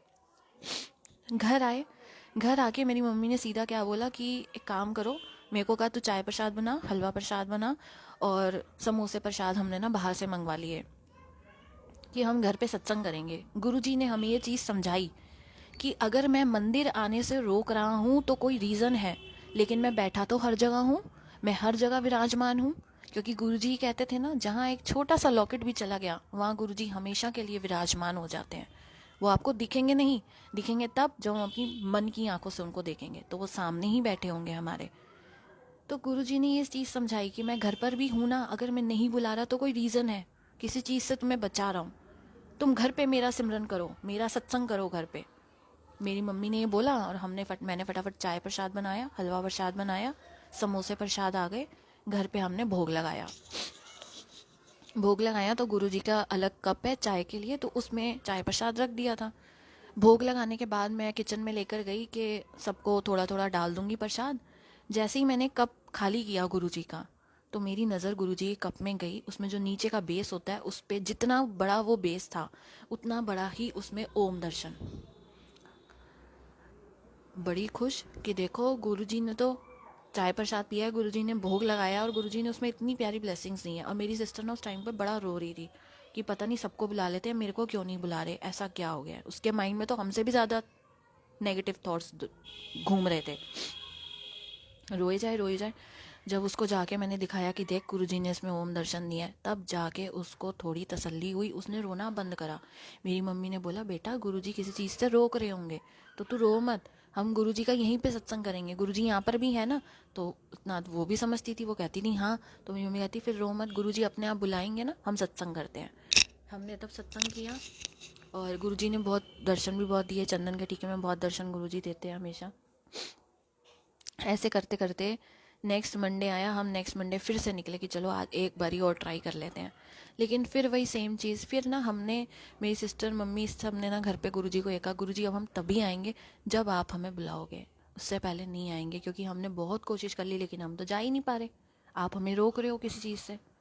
अब मेरी सिस्टर को ना नींद ना पड़े रात को, वो दिन रात बस एक ही चीज़ उसके दिमाग में घूम रही है कि गुरुजी मेरे को मंदिर क्यों नहीं बुला रहे हैं। वो बार बार अंदर अंदर गुरुजी से पूछे कि गुरुजी आप क्यों नहीं बुला रहे हो, क्यों नहीं बुला रहे हो। उसी दिन उसको एक ड्रीम आता है। उसमें क्या होता है कि हम सब कार में बैठे हुए हैं और हम किसी हिली एरिया पे हैं।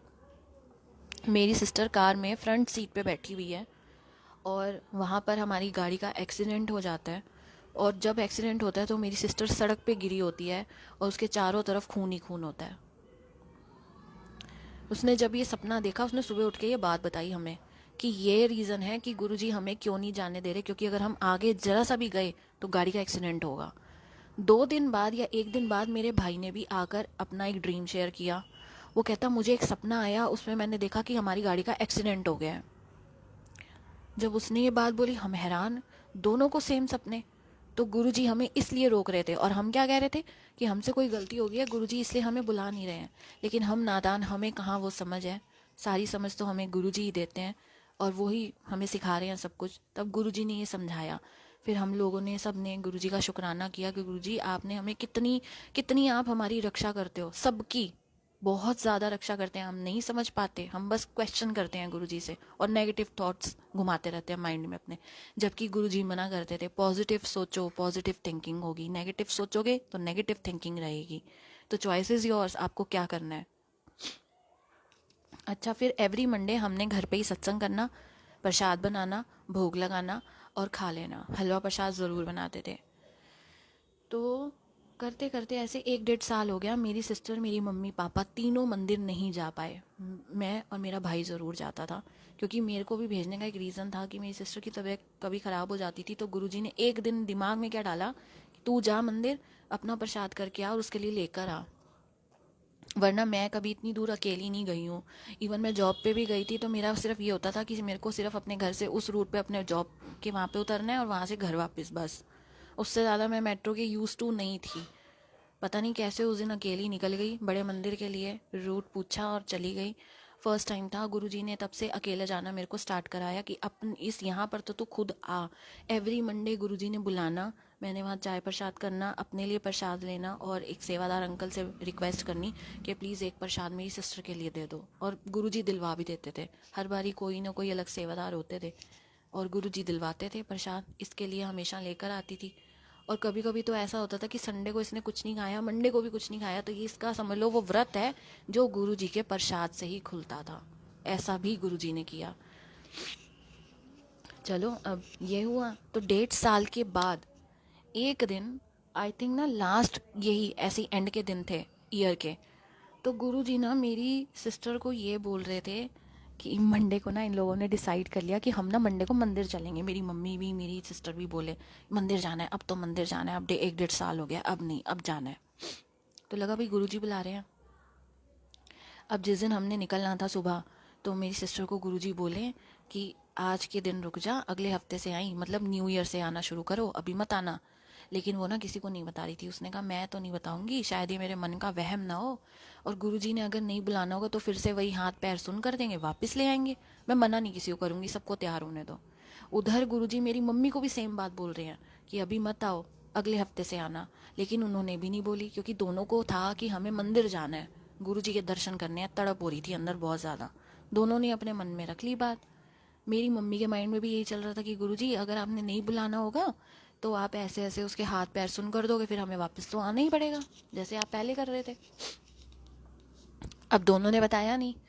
अब जी यहाँ से निकले तो क्या हुआ, कार में स्पेस थी 4 जनों की। हम F5, तो मैंने बोला कि मैं तो देखो जाऊंगी मेट्रो से, मेरे को तो कार में जाना नहीं, क्योंकि भी बहुत देर लग जाती है, आने जाने में बहुत लेट हो जाता है। मैं तो अपना मेट्रो से जाऊंगी, मुझे तो वही सही लगती है। मैं यूज़ टू भी हो चुकी थी मेट्रो के, तो मेरे को कार में जाना पसंद ही नहीं आ रहा था उस टाइम पे। तो मेरे पापा ने कहा अच्छा ठीक है तू जा, फिर वहीं मिल जाइयो। मैंने कहा ठीक है।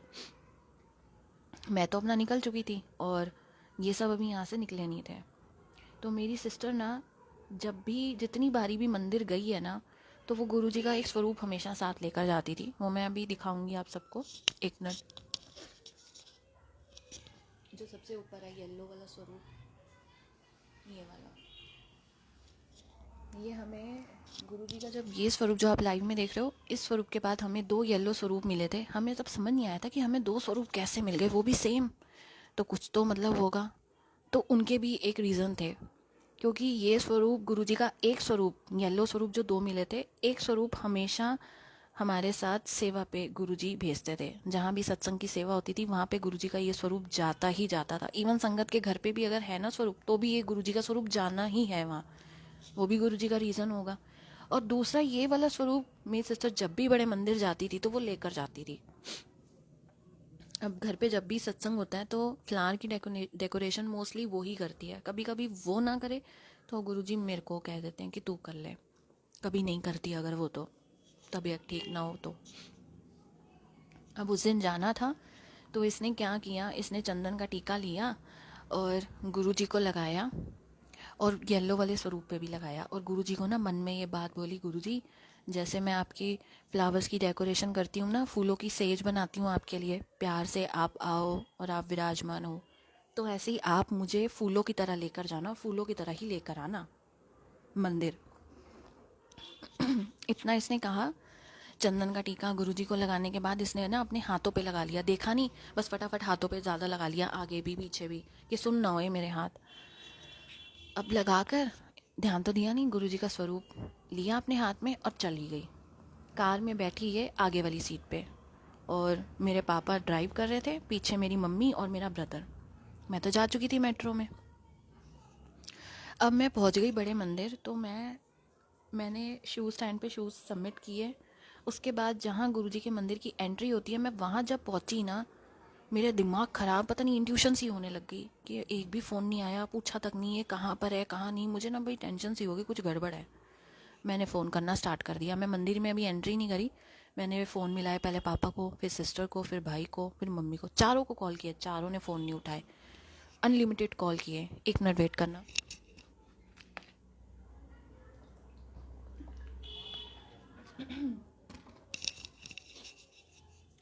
तो जब कॉल किए तो किसी ने नहीं उठाया। मुझे और ज़्यादा टेंशन हो गई कि कुछ तो गड़बड़ हो गई है भाई, ये लोग पता नहीं निकले हैं, क्या हुआ है क्या नहीं, क्योंकि वो एक्सीडेंट वाली बात याद थी मुझे। मेरा ना दिमाग नहीं काम कर रहा था वहाँ पर। बहुत सारी संगत वहाँ से निकल रही थी जो मेरे को कुछ जानती थी, वो आए, जय गुरु जी बोले, मैं जय गुरु जी तो बोलूँ, लेकिन मेरे फेस पे कोई स्माइल नहीं। मेरे माइंड में टेंशन घूम रही थी उस वक्त, समझ में कुछ नहीं आ रहा था, बड़ी परेशान मैं। फिर क्या हुआ कि मैंने सोचा कि गुरुजी अब मैं यहाँ से वापस तो जाऊँगी नहीं, आपके मंदिर पहुँच गई हूँ, अंदर ही जाऊँगी, बाहर तो अब वापस तो होंगी नहीं, और वैसे भी मेरे सोचने से कुछ नहीं होगा, आप रक्षा करना उनकी, बस वो ठीक हो। और इतना बोलकर एंट्री कर ली मैंने मंदिर में। गणपति जी के आगे माथा टेका, लेकिन ध्यान था उधर कि गुरुजी सब ठीक रखना, सब ठीक रखना। गुरुजी की समाधि के दर्शन करे।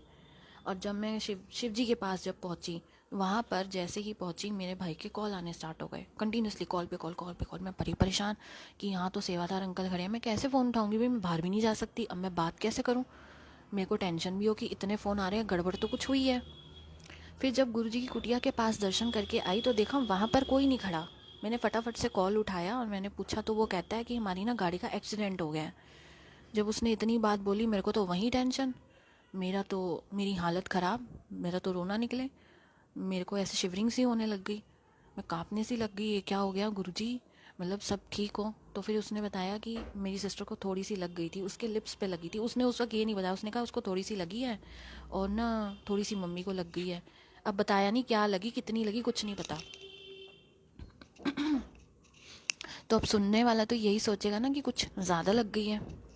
मेरे को बहुत टेंशन हो गई। मैं ना गुरुजी के दरबार के बाहर जो रंगोली जहाँ पर बनी हुई है वहाँ बैठ गई, दरबार के जस्ट बाहर वहाँ बैठी हुई हूँ। मेरा दिमाग परेशान बहुत कि गुरुजी ये क्या हो गया, मतलब सब ठीक हो। उतने में ना फिर से मेरे भाई का फ़ोन आया कि तू कहाँ है। मैंने बोला मैं तो अभी मंदिर में ही हूँ, अभी तो मैं दरबार में भी नहीं गई, तो मैं बाहर बैठी हुई हूँ। कहता ठीक है तू ना वहीं रही हो, मैं और पापा आ रहे हैं, हमारे साथ ही वापस आई हो। मैंने कहा तुम तो अभी बोल रहे थे एक्सीडेंट हुआ है लगी है, और तुम कह रहे हो मंदिर आ रहे हैं। और ना वो हंसने लग गया फ़ोन पर। मैं बड़ी हैरान, मैंने कहा यहाँ मेरी हालत ख़राब हुई पड़ी है, ये हंस रहा है, समझ नहीं आ रहा। पापा की भी हंसने की आवाज़ आ रही है। अच्छा, मैंने कहा ठीक है आ जाओ, मैं वेट करती हूँ। मेरे को तब थोड़ी मेरी जान में जान आई। फिर मैं अंदर गई, दरबार में माथा टेका, वहीं बैठी रही बहुत देर। उसके बाद जब मैंने चाय प्रसाद पिया तो मैं पीकर बाहर आ गई, वेट करने लग गई उन लोगों का। बड़ी देर हो गई, आधा एक घंटा हो गया। उसके बाद मेरे पापा और भाई सामने से आ रहे होते हैं और बहुत हंस रहे हैं, खुश। मैंने कहा तुम तो इतना खुश हो रहे हो, फ़ोन पे तो तुम कह रहे थे भाई एक्सीडेंट हो गया लग गई है, तुम हंस रहे हो क्यों? मेरी तो यहाँ जान निकली पड़ी है। मेरे तो चेहरे की उस वक्त हालत ऐसी थी कि कोई मुझे देख ले तो कहे तो सबसे ज़्यादा परेशान है लड़की, कोई बात है ज़रूर। मेरे ऐसी चेहरा मेरा बना हुआ था उस वक्त पे। तो मेरे पापा कहते हैं बस आज गुरुजी ने बहुत बड़ा मिरेकल करा है, वो सुन तो। मैंने कहा बताओ। कहते ये लोग पहुँचे आईटीओ पे, वहाँ पे एक टर्न आता है। कहते सामने से पहली बात तो मेरे पापा ना कार भी जब चलाते हैं ना तो बहुत स्लो स्पीड पे चलाते हैं, तेज़ पे नहीं चलाते। कहते हैं तसल्ली से जाएंगे लेकिन आराम से चलाऊंगा, मेरे को जल्दी नहीं पहुँचना, एक्सीडेंट वगैरह भी हो जाते हैं। तो कहते हैं कि हम ना आईटीओ तक जब पहुँचे तो सामने से एक गाड़ी आई और उसने ना फुल स्पीड पे, और इधर मेरे पापा की कार, मतलब जो हमारी कार थी वो भी एकदम से फुल स्पीड पे हो गई। मतलब मेरे पापा को ये फील हो रहा था कि गाड़ी मैं नहीं चला रहा, कोई और चला रहा है, और बिल्कुल फुल स्पीड हो गई है, दोनों कारों की टक्कर हुई है। आप जो मूवीज़ में सीन देखते हो ना जिसमें कार उछल के गिरती है, सेम वैसा ही होना था, बस वो हुआ नहीं। दोनों कारों की टक्कर हुई है। और उधर से क्या हुआ, मेरी सिस्टर के हाथ में गुरुजी का स्वरूप था येलो वाला। मेरी सिस्टर को क्या फील हुआ कि जब टक्कर हुई तो वो स्वरूप से गुरुजी ने धक्का दिया उसको सीट की तरफ, जिस पे आप टेक लेते हो, ठीक है, जैसे बैठे होते हो आपकी बैग जहाँ पर होती है वहाँ पर धक्का दिया इसको कि तू पीछे हो जा, ठीक है। और उसकी वजह से मतलब वो गुरुजी का स्वरूप में धक्का आया उसको, तो गुरुजी का स्वरूप की जो फ्रेम की बाउंड्री होती है ना वो हल्की सी उसकी लिप पे लग गई थी, नीचे वाले पे हल्की सी, तो उससे उसके होठ पे थोड़ी सी स्वेलिंग हो गई थी उस टाइम पे बस, और उसको कहीं नहीं लगी। मेरी मम्मी पीछे बैठी थी, उनकी बाजू में हल्का सा झटका आया, क्योंकि आप नॉर्मली बैठे हो और एकदम से टक्कर लगेगी तो पीछे से हम आगे कोई आते हैं, तो उनको हल्का सा झटका लगा। पापा को कुछ नहीं लगा था, मेरे ब्रदर को भी कुछ नहीं लगी थी, बस दोनों के सर टकरा गए थे, मेरी मम्मी और मेरे भाई के। तो उनके सर में एक दूसरे का सर एक दूसरे से टकरा गया तो वो थोड़ा सा दर्द हो गई थी बस। तो मैंने कहा अच्छा। फिर मेरे पापा कहते कि जो सामने से कार आ रही थी उस पे शिवजी बने हुए थे, उसमें से वो निकले, और इवन जो सामने से कार आ रही थी उन लोगों को चोट लगी है, अंदर थे वो लेकिन उनको लगी, उनकी वाइफ को लगी, उन अंकल को भी लगी। लेकिन इधर गुरुजी ने बाल भी बाका नहीं होने दिया चारों का, ज़रा सी खरोच तक नहीं आने दी। वो उतरे और वो बड़े हैरान, कहते टक्कर गाड़ी की ऐसे, पहले तो थोड़ी सी आर्ग्यूमेंट्स हुए आपस में दोनों के, तो उन्होंने फिर अपनी गलती मानी कि हाँ हम ही फुल स्पीड पे थे, और मेरे और इधर हमारी गाड़ी तो हमें पता ही नहीं था। पापा कहते पता नहीं कौन चला रहा था, मेरे को नहीं पता किसने फुल स्पीड करी क्या करा, मैं खुद हैरान था कि गाड़ी इतनी फुल स्पीड पे कैसे हो गई है और रुक भी नहीं रही। किसके हाथ में थी वो कार? गुरुजी के हाथ में, क्योंकि अगर वो मेरे पापा फुल स्पीड पे चला रहे थे और गुरुजी ना होते तो सच में वही होता, कार उछलती हुई जाती दोनों, पता ना क्या होता फिर। तो गुरुजी ने संभाला हुआ था। और वो अंकल कहते हैं भाई हम भी शिव जी के भक्त हैं लेकिन हमें लगी है और आपको ज़रा सी भी नहीं लगी, बड़ी हैरानगी की बात है। बड़े शॉक्ड हुए वो। अच्छा वो तो चले गए, उन्हें तो हॉस्पिटल जाना पड़ा क्योंकि उनकी वाइफ के हाथ में लग गई थी काफ़ी। तो और इधर ये लोग बड़े खुश। फिर मेरी सिस्टर और सबको समझ में आया, ये लोग हो गए वापस घर आए। फिर घर आके मेरे पापा और मेरे ब्रदर मंदिर पहुँचे, उन्होंने ये सारी बात बताई। और फिर ये समझ में आया कि अगर मेरी सिस्टर के हाथ में गुरुजी का स्वरूप ना होता तो सेम वही इंसिडेंस होता जो गुरुजी ने उसको पूरा ड्रीम में दिखाया था। तो रब देखो कितनी रक्षा करते हैं, पल पल हमारे साथ होते हैं, बस हम उन्हें समझ नहीं पाते, उनको फील नहीं कर पाते। वो कहते हैं मैं तो सबसे ज़्यादा करीब हूँ, तुम मुझे फील करके तो देखो, तुम मुझे बुला कर तो देखो। रब जितना पास है ना उतना पास कोई हो ही नहीं सकता। और जितनी रक्षा वो आपकी कर सकते हैं ना, वो कोई नहीं कर सकता। और हमारी कार का आगे का जो बोनट होता है वो पूरा दब गया था।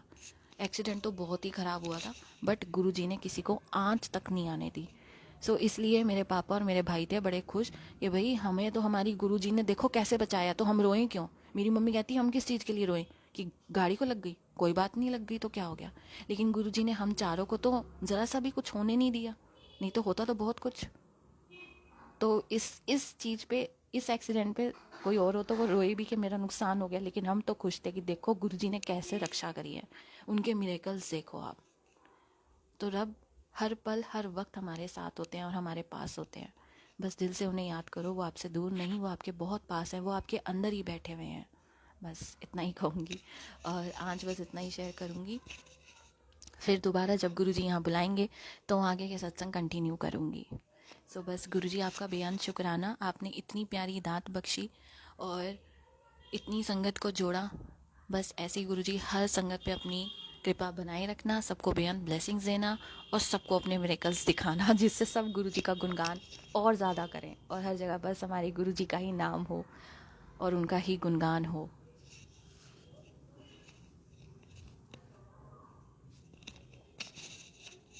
सो जय गुरुजी टू ऑल ऑफ़ यू। और अब मैं एंड कर रही हूँ इस लाइव सेशन को, फिर दोबारा मिलेंगे गुरुजी के और सत्संग के साथ।